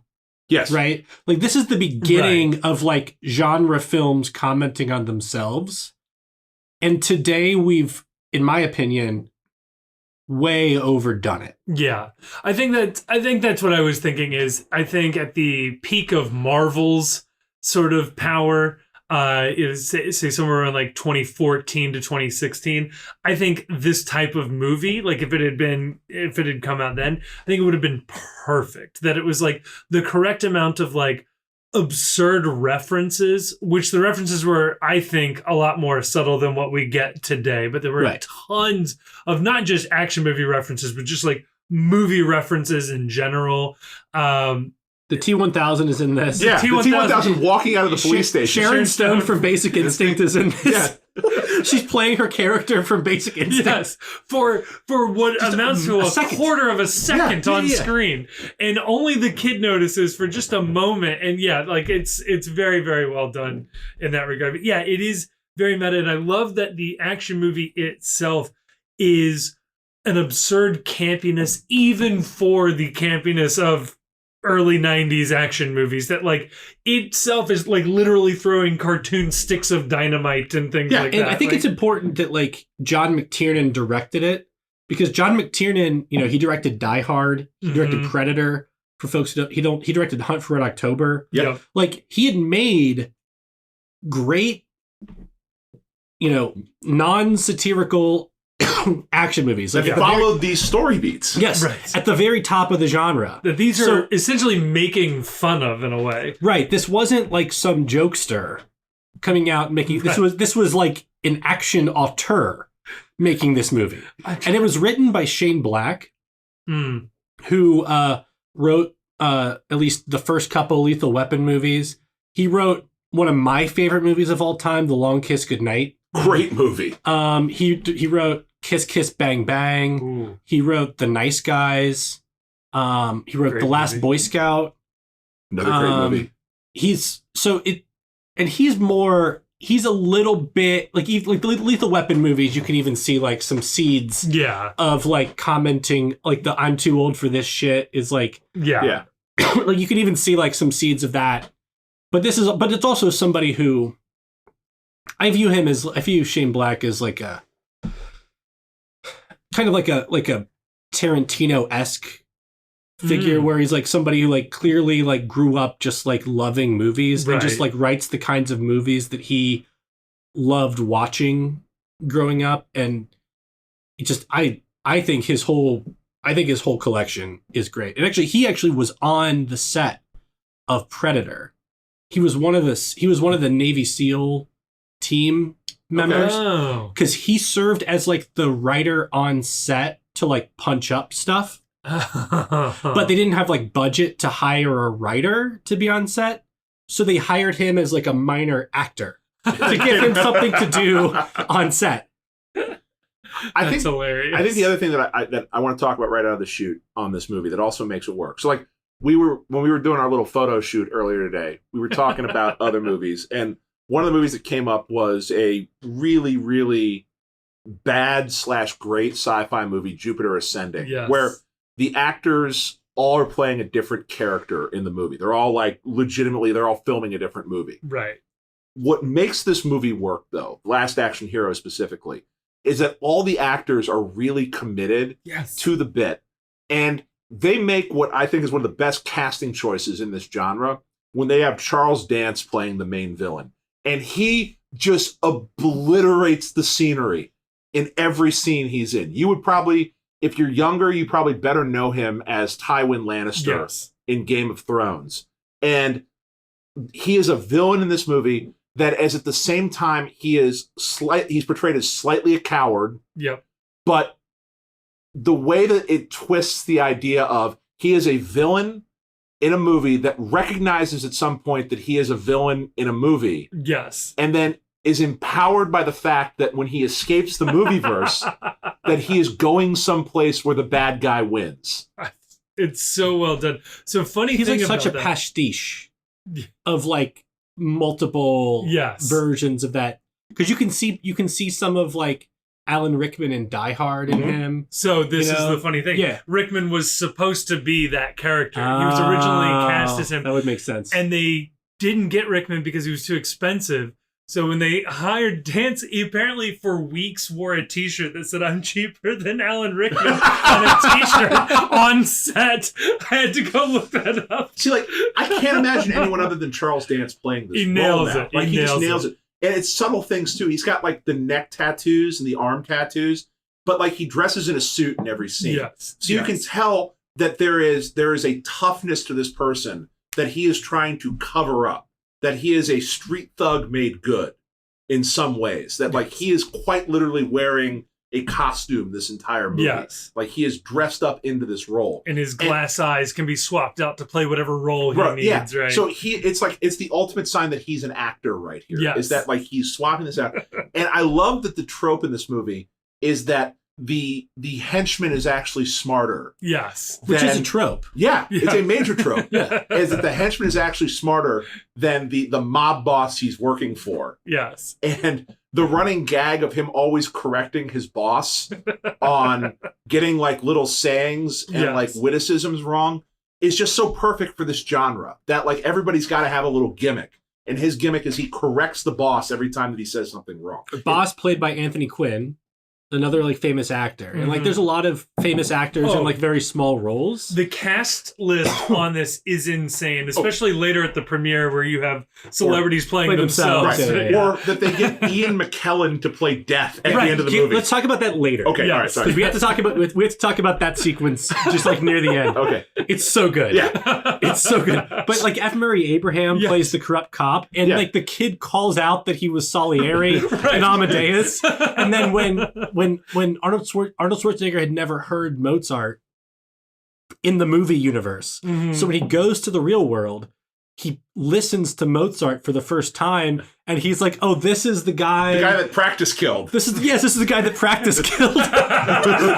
Practice is the name of F. Murray Abraham's character, like in the Jack Slater movie. And just perfect that his name is John Practice, which like I think is an homage to John Matrix, which was Schwarzenegger's character in Commando. Yeah. Just an absurd name. And he's got his own little in-joke about his name. Yes. How do you get to Carnegie Hall? Practice, you son of a bitch. Which is also classical music related. Yeah. So the movie eventually ends up with this kid in it turns into almost wait, hold on. Before we go to where it eventually ends up. No, I'm just saying the middle part of the movie. Yeah. So the movie ends up with this kid getting transported into this movie universe. Very much like Connecticut Yankee and King Arthur's Court type thing. Person out of time and out of place. And him attempting to convince Jack Slater that the world that he's living in is actually a movie, and Slater having a response to every single thing he says, because in his universe, this all makes sense. Yeah. Like, they show up in a Blockbuster Video, which I love this scene for any number of reasons. And they go and he's like, "We're going to go to the Schwarzenegger film section." And the woman says, "What, foreign films? Because Schwarzenegger doesn't exist here." And they go and there's a cardboard cutout of Sylvester Stallone in Terminator 2. Yeah. Number one, I want to know who ended up with that prop. Oh, yeah. And I want that prop, the cardboard cutout of Sly Stallone as Terminator. Which I'm counting as a cameo because he had to have signed off on that in some way. Well, I think they both were co-owners of Planet Hollywood. Which Planet Hollywood gets a plug late in the movie. Oh, yeah. And then Maria Shriver yells at Arnold Schwarzenegger. Sorry, I'll plug it. This is not an important plot detail, so I'm going to say it right now. So later on, they go to the actual like premiere of this Jack Slater movie, and Arnold Schwarzenegger is there playing himself, getting interviewed about the movie, and at the end of his interview, he throws in a plug for Planet Hollywood, and then they walk away from the journalist, and Maria Shriver, his real-life wife, at the time, like yells at him for like shamelessly plugging Planet Hollywood. It's a very funny little bit. So they're in the Blockbuster, and it's like, he asks every person in the Blockbuster, "What's your phone number?" And they all say 555, which is the classic movie trope about phone numbers. And then he says, "Haven't you noticed that there are no normal-looking women at all? Because this is a movie." And it's true that when they're in the movieverse, every woman is like, they are dressed to like the absurdity level of 10. Yes. Like almost like, it's almost like sexual fetish type stuff. Yeah. Where they're all wearing leather and latex and like they're wearing like jewelry on top of their breasts to try and accentuate that. It's all just like, it's this absurd over the top thing. And his response is, it's not that they're all beautiful. This is just California. This is just the way it is, right? And the kid's like, she's too beautiful to be working here. Arnold like turns to her, he's like, I agree. He's like, you should be working with us. Undercover, of course. Because in this movie, he's like a scumbag. Yeah. Oh my God. Yeah, that scene is great. I will say though, having seen the film, so this was my first time watching it, and at least in its entirety. And the beginning portion where the kid gets like robbed in his apartment and everything. Later on, I missed it. There's no payoff. That serves no purpose. So the setup is, so the kid lives in a shitty apartment with his mom in a pre-Giuliani New York. Yeah, I was about to say, it's important to note that the New York in this movie is what New York used to look like before broken windows policing became a thing. It's what your parents think New York is now. Yes. So his dad, they established early on that his dad died. Right. And so his mom is just skating by. They live in a dangerous building.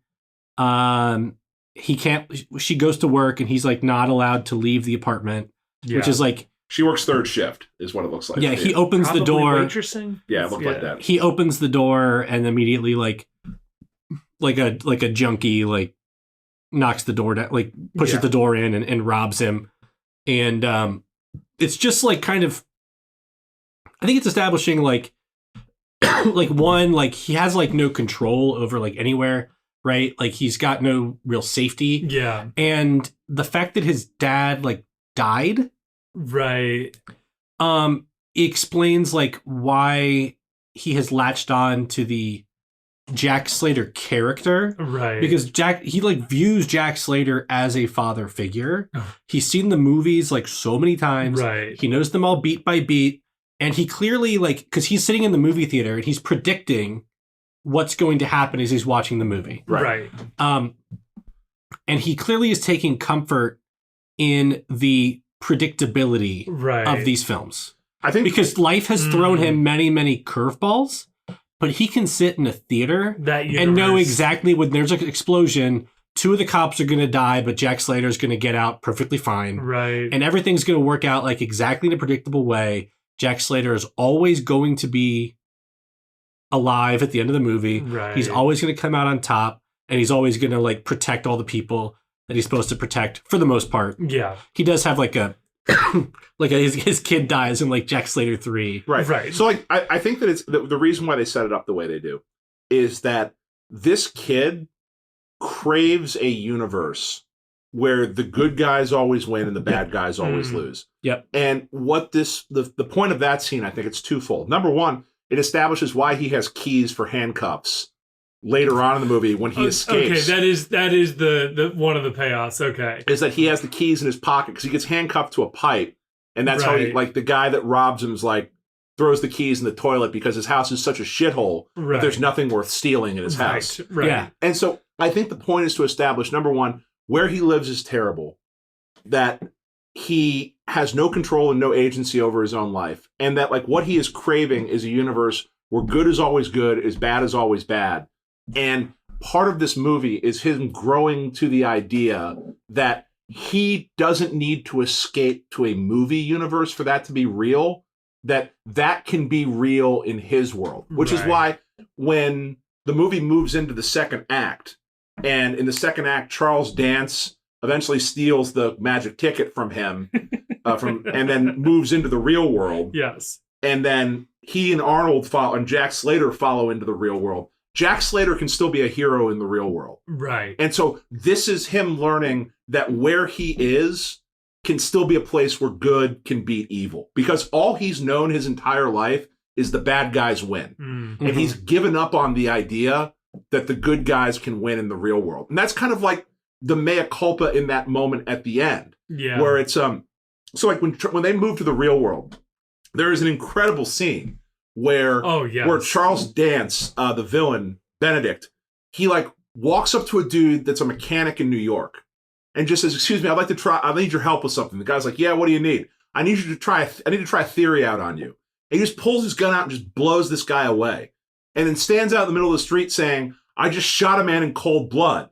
Because in his world, the cops always respond. It's almost like Grand Theft Auto. Right. Where, like, when you fire the gun off, you immediately get a wanted star because the game is programmed that way. Right. And him discovering that not only can he kill someone, but he can shout about it. And the only thing he's going to hear is someone upstairs yelling, will you pipe down already and shut up? So Charles Dance thinks he has gone to a world, and he says this in his big bad guy soliloquy at the end of the movie, which I love to pieces. Like, he's owning every bit of this. The music is so cool. They're using like this sort of off-key piano as he's talking. Yeah. That's really, really cool. And he's punctuating it with a gunshot each time he talks. And he says, you know why I love this world, Jack? Because in this world, the bad guys can win. And it's like, this entire movie is building to that moment where he doesn't end up winning, even though he's the villain and he's in a place where Danny thinks villains win. Even in this world, the good guys can still win. Yeah. And in that soliloquy, I took a note on that because I loved it so much. But he lists like because he's like expresses his plan. Yes. To bring out all these villains, right? And he says Dracula, King Kong, Freddy Krueger, Hannibal Lecter. Hannibal Lecter will do the catering. Rosemary's Baby, and Adolf Hitler. Who I guess in his universe it's like in the Jack Slater universes, is Hitler a fictional character? Well, I didn't even think about that. And what movie would he go to bring in Downfall? Adolf Hitler? Right. So would he go to like Charlie Chaplin's The Great Dictator? Would he go to the Mel Brooks film The Producers, or like Indiana Jones To Be or Not to Be? Indiana Jones and the Last Crusade. Last Crusade. Yeah, Indiana Jones gets the autograph from Adolf Hitler in that movie. There you go. I was trying to figure out like what movie he would go to bring out Hitler. And I just love like Hitler listed next to like Dracula and King Kong. Like if it would have been like Darth Vader, I would have been like, okay, that's terrifying, but no, Adolf Hitler. Or at least not another one like a Napoleon or Genghis Khan. Also, if you threw Hitler into just New York City, what's he gonna do?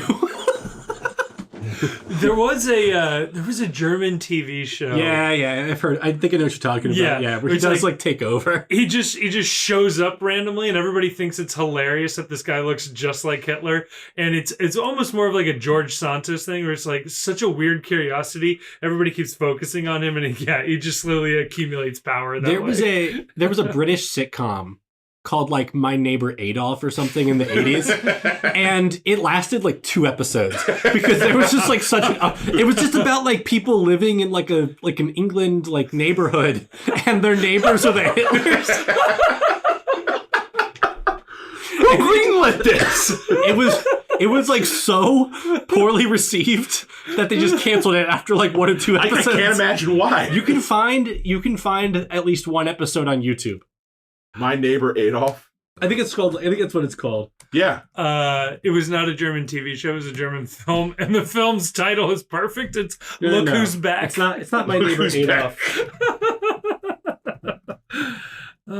Look Who's Back. While Grayson is looking for that, it's called. Sorry, it was canceled after 1 episode. It's even better. It's called Heil, Honey, I'm Home. Holy shit.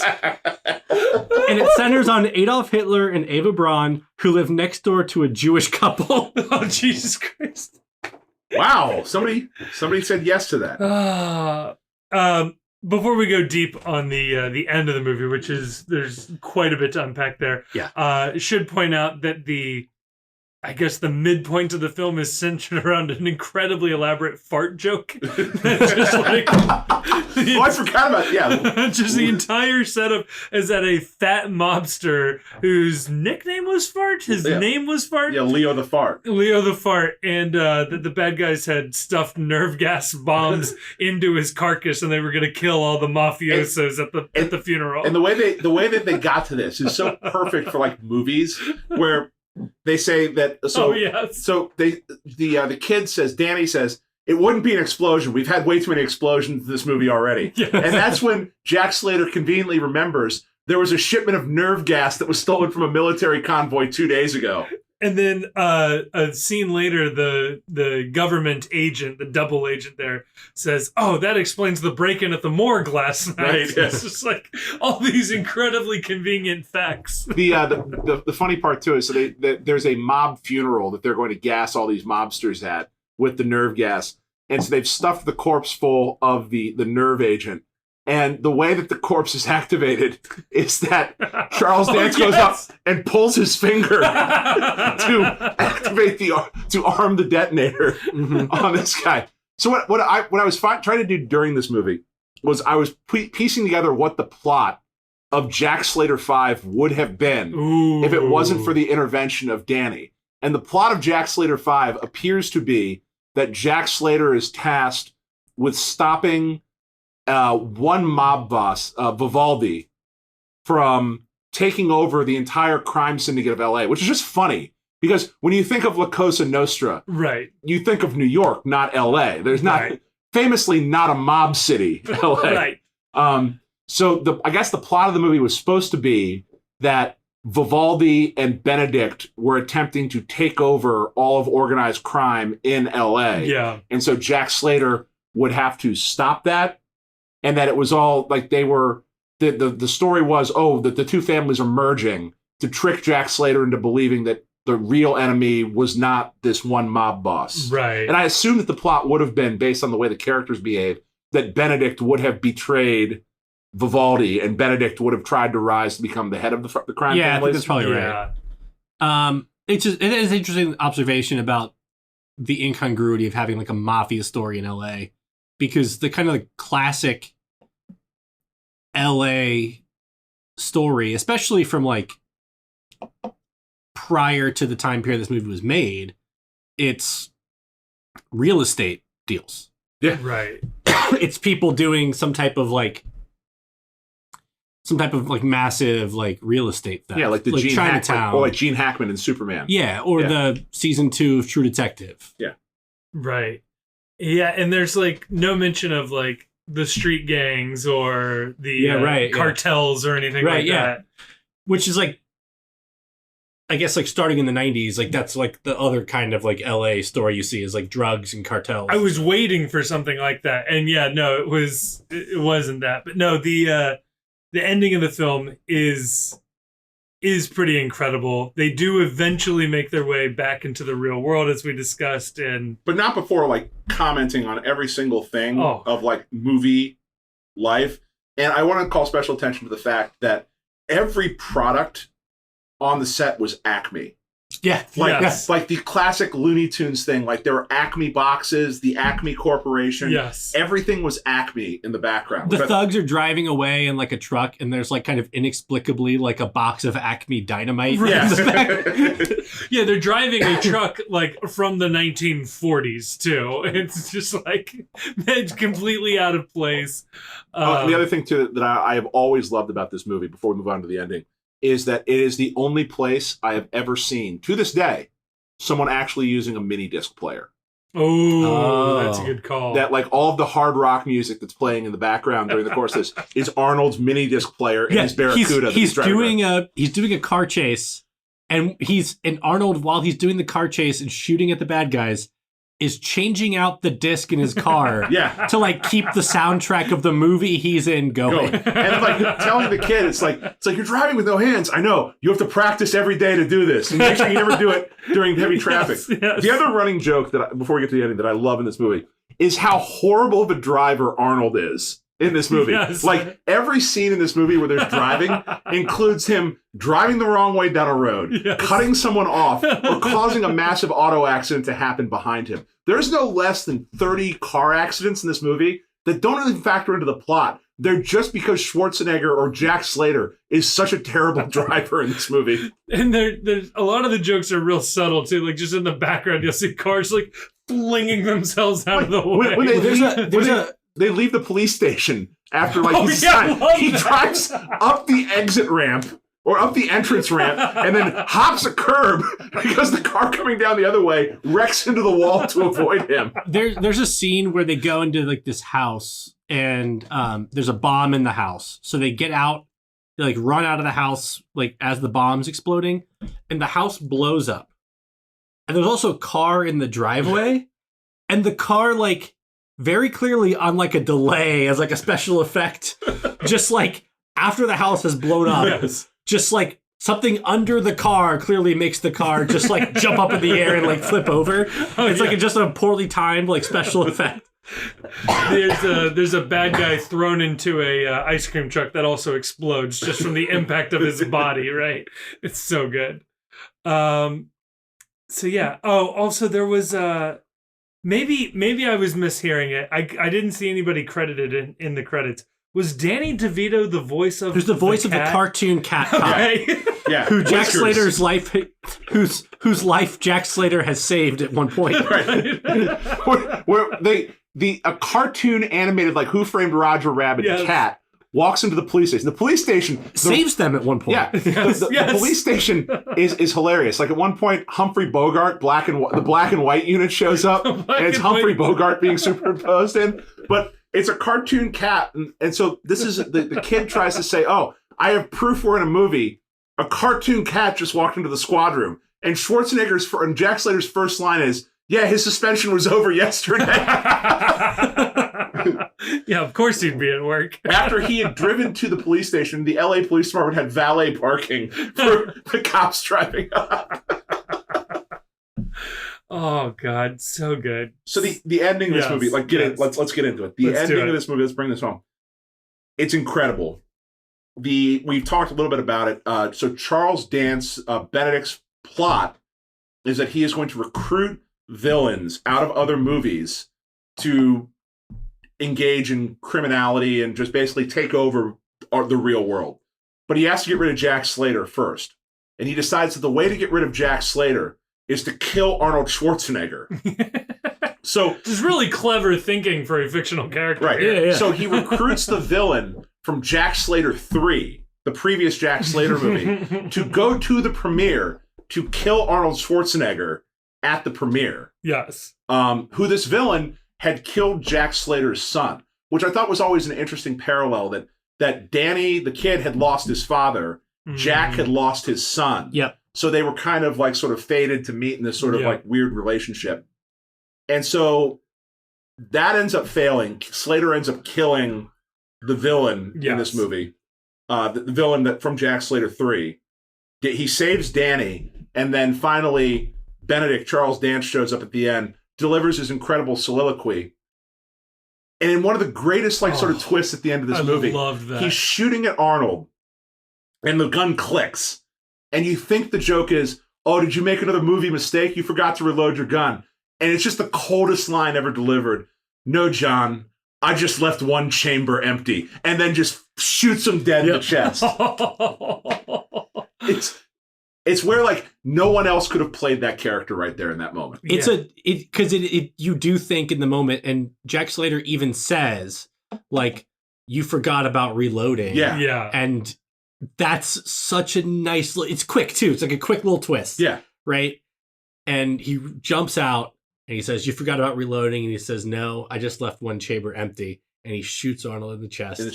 And it's so cool. Then the credits should have rolled, and it would have been insane. But I still love, though, that, you know, the solution to this is that Arnold is dying from a chest wound. Yes. Like, they're taking him to a hospital. Everyone's giving him, like, there's ain't no way this guy's surviving. Well, so he does. So Arnold ends up shooting the villain. Yeah. So the villain has a false eye that he has a tendency of leaving at scenes because it's, like, also an explosive. And so Arnold shoots him in the eye. And blows him up. Yeah. It's really cool. Yeah. So they go back to the movie theater because the idea being, if we get him back to his universe, this is only a flesh wound because Jack Slater can't die until the grosses go down. Right. You can't kill him off in his fictional universe because these movies are still making money. Yep. And they do eventually get him to the movie. We'll talk about death here in a moment. But I loved the gag of the doctor being like, "Why did you call me? This isn't even a flesh wound." So one of the characters that gets released from the movies, and so they drop the ticket from the roof. Yeah, Charles Dance drops the ticket from the roof, and it lands in front of, like, an art house movie theater that is showing The Seventh Seal, which is the movie that actually like Death from Bill and Ted's Bogus Journey is also based on the Seventh Seal. But it's like a guy plays like chess with Death. It's like a very famous kind of old black and white. Yeah, I prefer them playing Twister with Death and Battleship with Death. It's another incredibly underrated movie, incidentally. So, it's a quite well attended screening of The Seventh Seal, I have to say, for being like 60 years after the movie was made. The theater falls down, and Death like kind of realizes that he can get out of the screen. So like, Death walks out with his like scythe first at the people watching The Seventh Seal, which would just be the most terrifying thing ever. Like, and Death is played by Ian McKellen. Yes, in just this movie, like way too good of an actor to have this kind of a bit role in this movie. Right, but he does such a good job. Yeah, he's so good. He's so good in this little role. Like it's so memorable. So Death is like. So the kid is trying to get Jack Slater back into the movie at his theater. Death is walking down the street to casually kills a cop. Of a heart attack. Yeah. He's eating a hot dog. Like he just waves like it's like a Jedi mind trick thing and kills a cop. Which I do want to say. Or did he kill him? Or was it that this cop was already going to die by choking on the hot dog? Yeah. I think the cop knew that the cop was going to die. I don't know, though, because, see, like, Slater doesn't necessarily have his, what I would call superpowers in our universe. His plot armor. Yeah. But Death does get his powers. I found that a little odd. Slater's strong. Yeah, true. He has his superpowers. Okay. He's like supernaturally strong. Okay. Because he throws the kid at one point. Right. Like, the only thing that made me like think a rooftop or something was that he punched the taxi window, but he still broke. But he still broke the window, and later rips a door off of a taxi. Yeah, but like it's like he can get hurt, but he's still like super strong. Yeah, he is still a action movie star, but he has to suffer the consequences in the real world. I think is what it is. That was the only thing that was like, was Death the only one that got their movie powers? So I don't think Death kills the cop, but he knows the cop is going to die. I see. Okay, so he acknowledges the cop as he's walking down the street that he's going to die. And then he comes to the movie theater where Danny and Jack Slater are. And Danny's trying to figure out a way to get Jack Slater into the movie without the half of the ticket that fell in front of the art house. And like it's better writing than it needs to be when he looks at Danny and says, you die a grandfather. It's so good because Danny gets to square off with Death. Yeah. He gets to have, because like Death is like really, like his father's death is like the defining moment of his life. Right. And he gets this moment to like pull the gun on Death and say, you're not taking this one. Yeah. Right? To square up and face down Death eye to eye. And he also gets to understand that like Death is not always this like terrible tragedy. Like, you can have, like, a good death in the sense that, like... Yeah, you'll be an old man. And people do get to live full lives. Yeah. And get to meet their grandchildren, you know? And death is not, like, out to get you. Right. Death doesn't kill him in the moment. Right. And what he says that I think is really interesting is that when he looks at Jack Slater, he says, this one isn't on my list. And what that, like... I think what some people take that to mean is he's a fictional character. He's not real. To me, what that means is Jack Slater lives forever. So it could be, but he also says, I don't do fiction.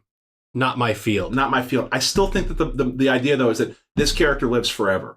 That like Jack Slater never really dies. Yeah. That Jack Slater is someone where when he says at the end of it, I'll always be here for you. You can always pop the movie on. You can always come to this place if you need it. In a healthy way. Yeah. Right. Which the kid did not have. And he did not have a healthy relationship with the movies. At the beginning. With the projectionist, but... Well, this goes back to talking about the Mighty Ducks. And having like an old man that just like spends a lot of time with this little kid. You know what? I crave a return to that simpler time when it's like, the first reaction to, this is an adult that spends a lot of time with a kid is, we're looking at an Uncle Touchy situation. So I was on board with that interpretation right up until... leading up to the reveal of the ticket, where it's like he suddenly like switched modes for a second. I was like, oh shit, I'm just gonna watch a whole bunch of bad things happen to this kid. No, it's Nick. Nick the projectionist is a wholesome figure in this person's life. So yeah, the kid. So so the other thing with Death, which like when Death comes out of the screen and he's walking to him and they have that whole exchange, and it's just like a perfect catharsis for everything that the movie has been building to. Yeah. The thought that came into my head was, if they made this movie today, there would be a sequence of just like a bunch of random movie characters just running around the city. 100%. Yeah. I kind of expected that. It did not need that. Yeah. At all. But It was so much better for that not happening. Yeah. Right. And that like the character that they got, because they clearly had the rights to bring just about any character they wanted. They had the Looney Tunes involved in this movie. They had all these other like properties that were associated with Columbia and Touchstone and whatever. And the fact that they chose The Seventh Seal, classic of cinema. Yeah. That's like when you talk about like this is a person where they're making a love letter to cinema in general. This is a moment where you made a love letter to cinema in general. Yeah, that goes back to what I was talking about with like how I think it was like Shane Black as a writer. And there's so much about this where it's like it's a commentary on how movies have declined too, that the actual state of the movie theater that they go to see this in. So I hadn't watched this movie in a while. And I always thought that there was a major plot hole in this movie that like, why is Jack Slater 3 still in theaters when Jack Slater 4 is coming out? And the answer is you can see it. There are signs outside this movie theater that say that it's scheduled for demolition. Right. That they are going to be building a multiplex in place of this beautiful old theater where they're still using reel-to-reel projectors, where you still have to have an actual projectionist in there. And this movie is a love letter to movies, not just action movies, but movies in general, and the power of movies and just the escapism of movies. And I think it was grossly misunderstood at the time. I think Schwarzenegger does an incredible job in this movie. He's very funny. He's very self-aware. Because his character as Jack Slater is not the kind of character that Arnold Schwarzenegger typically plays. Or had played to that point. Right? Like he wasn't like in his movies, like he's not like he's like a stoic, serious action star. He wasn't like a ladies' man. No, right. In his action movies. But Jack Slater is like the charming, kind of sleazy. Yeah, I was gonna say sleazy, a little bit of an asshole. It's like a Mel Gibson kind of character. Yes. And when Arnold himself is actually on screen, he's kind of a dickhead. Yes. Like I thought that was hilarious. Like his wife, like we were talking about earlier, his wife Maria Shriver's telling him, just don't plug the restaurant. It sounds really corny when you do. He shoehorns a plug in for the restaurant. When he meets Jack Slater face to face, which was really well shot, given like the time that this was done, his first thought is, hey, you're one of the best celebrity impersonators ever. Call my people. You can do shopping mall openings. Right. Not like, are you okay? What's going on? Right. Like immediately pivoting to being all business. He's like pissed that they did some type of promotion and didn't tell him. Yeah.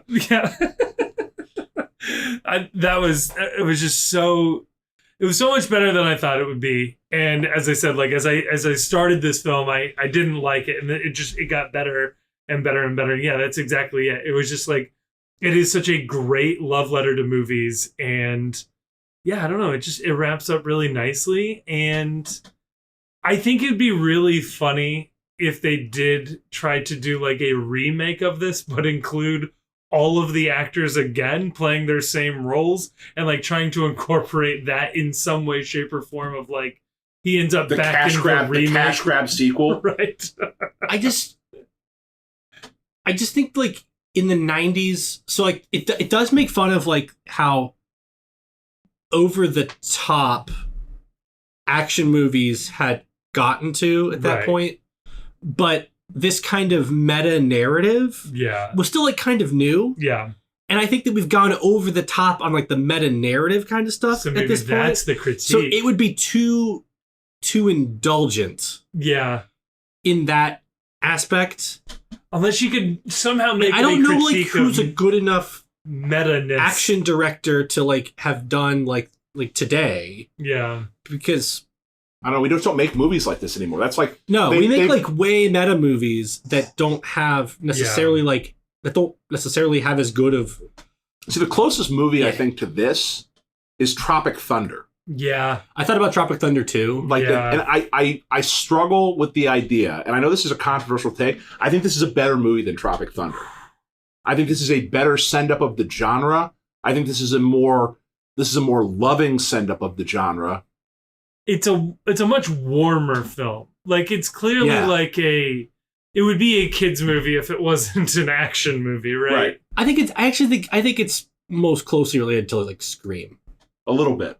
Where it's like, I think Scream, which I also watched recently as part of like a Halloween, as part of the Halloween season. I think Scream, the first one, also strikes kind of the perfect tone between a really, really good slasher movie, right, while also like commenting on the slasher genre. Yeah. And I think and I'm a fan of the Scream series generally. I think most of them find at least like an interesting way to like be of the moment. Yeah. But they have become more like, especially like the most recent one is more in service of like commenting on where this type of movie sits in the time. Right. Than being like a plausible entry in the genre. Right. And the first Scream movie in particular is a fully plausible slasher film on its own. Right. And I think Last Action Hero, for the most part, is like a very... Yeah. It's very reasonable just as a 90s action movie. Yeah. It's over the top, but you can imagine it being done realistically and it being, Beverly Hills. Yeah, like Cop I would... whatever. Like you could imagine like the Jack Slater movies. Yes. They feel plausible as an action series. Yes. Like you could see like if you cast those movies would be popular. If it was Bruce Willis in place of Arnold Schwarzenegger, these are just the Die Hard sequels. Right. Yeah, actually. Like there's not a lot of daylight between how ridiculous and absurd the plot of Jack Slater 4 is with Die Hard with a Vengeance, where he's in the park with Samuel L. Jackson trying to figure out how to measure water onto a scale to avoid a bomb blowing up in the middle. Yeah. Great. This is a great movie. Kevin, you'd never seen this before. I had not. What do you rate this as? Is this a watch or a skip? No, it's definitely a watch. No, it's really good. Like if you have not seen it, you need to see it. Like unless you were, I don't know, somehow allergic to action films or mid-90s films in general, no, this needs to be on your list. I agree. I think that especially if you are of an age where you grew up watching other movies in this genre, specifically like True Lies, Commando, Die Hard, those movies. Yeah. If you grew up Cobra, the Stallone movies like that, if you grew up watching those movies or you've seen those movies before, this movie, if it's gotten a reputation as this is kind of a trash movie, I think that reputation is wholly unearned. Yeah. I think it's quite the opposite. God, I forgot Jean-Claude Van Damme has a cameo in this as well. Yeah, as himself. Yeah, as himself. Jim Belushi. So I was looking it up. Yeah, he was actually pretty funny in it. This came out either a week before or a week after Jurassic Park, which is where it just got absolutely swallowed up by the culture. Didn't have a moment to stand on its own. And apparently, according to IMDb, they were still filming parts of it a week before the theatrical release. That somebody had committed to a release date and wasn't budging. And so that's why they didn't get a final once-over on the editing that a lot of people said. The criticism at the time I was reading was that the movie was 10 minutes longer than it needed to be. That there was just too much fluff. That it's under 2 hours, right? It's pretty close to 2 hours, though. We're closer to 2 hours than 90 minutes. For example. Yeah, so that was a different time. Yeah, like every movie is 2.5 hours now, and I'm tired of it. Right. I miss a good 90-minute film. I also want to give a special shout out to an incredible soundtrack in this movie. I looked it up right now because I want to make sure I'm right on this. Here's a list in order of the bands on the soundtrack. Are you ready for this? Yes. AC/DC, Alice in Chains, Megadeth, Queen's Cry, Def Leppard, Anthrax, Aerosmith, Alice in Chains, Cypress Hill, Fishbone, and Tesla. And Tesla, the rock band, no relation. The AC/DC track was also an original for the film. So Yeah. there you go. There you go. So that's the Film Room Last Action Hero. Damn. Should we say what the next one's going to be so people can watch ahead? Yes. Do we know what the next one is? I think we've already decided. Okay. All right. So what the next one is? Rebel Moon. Rebel Moon. Rebel Moon. All right. So Part 1. Part 1. It's available on Netflix. This was Zack Snyder. We were talking about this at dinner tonight. Zack Snyder. This movie had been picked up and purchased by Lucasfilm prior to the Disney sale as a new Star Wars movie. Yes. And then when the Disney sale went through, they decided they didn't want to do this. They were going to pivot to other projects. Snyder attempted to sell this to Warner Brothers. Yeah. And they were like, we're done with you specifically after the DC Universe's failure to launch.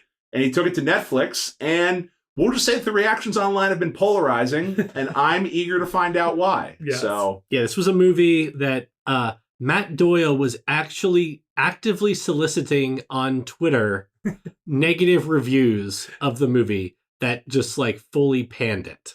Yeah. and I want to know why. Yeah. And we want to know why. Yeah. right. What's going on? So that's the Film Room for next week, unless we get overwhelming feedback telling us that these are terrible and to stop doing them. Yeah. Or, I mean, It may not be next week. Well, but it will be the next movie. It'll be the next movie we do. it'll be the next movie. Maybe we go to break for a week. Maybe like 4 or 5 signings show up and we have a lot more soccer to talk about. But Yeah.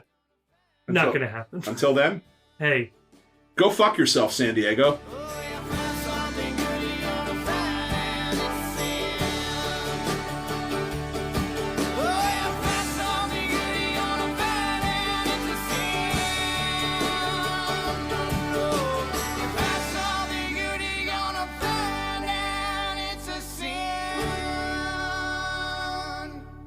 Thank you so much for listening to this episode of the Cincy PostCast, which is a production of The Post Cincy. You can check us out at thepostcincy.com for all of our written content, as well as links to our social media. You can follow us on Twitter, and as well, you can join us on our Discord server. You can find links to that server both in this episode description as well as on our website. That is where most of our conversations are going on. We have a lovely community there talking about FC Cincinnati, MLS, anything and everything else and everything in between. We also want to give a huge thanks to Jim Trace and the Makers for providing all of the music you've heard throughout this episode. They're an amazing local Cincinnati band. Again, more information about them is in the description of this episode. And if you enjoyed what you listened to, and you've made it to the end, so I'm going to assume you liked it, or you just can't reach your stop button, please like us, review us, subscribe to us wherever you are getting your podcasts. That is going to be really, really helpful. But more importantly, share this with a friend. A personal recommendation helps spread a podcast so much further. So please share this if you know somebody in your life who's an FC Cincinnati fan, an MLS fan, somebody that you think would enjoy this. Pass it on over. Thank you so much again for listening. It blows me away that people continue to listen to us. And thank you so much again.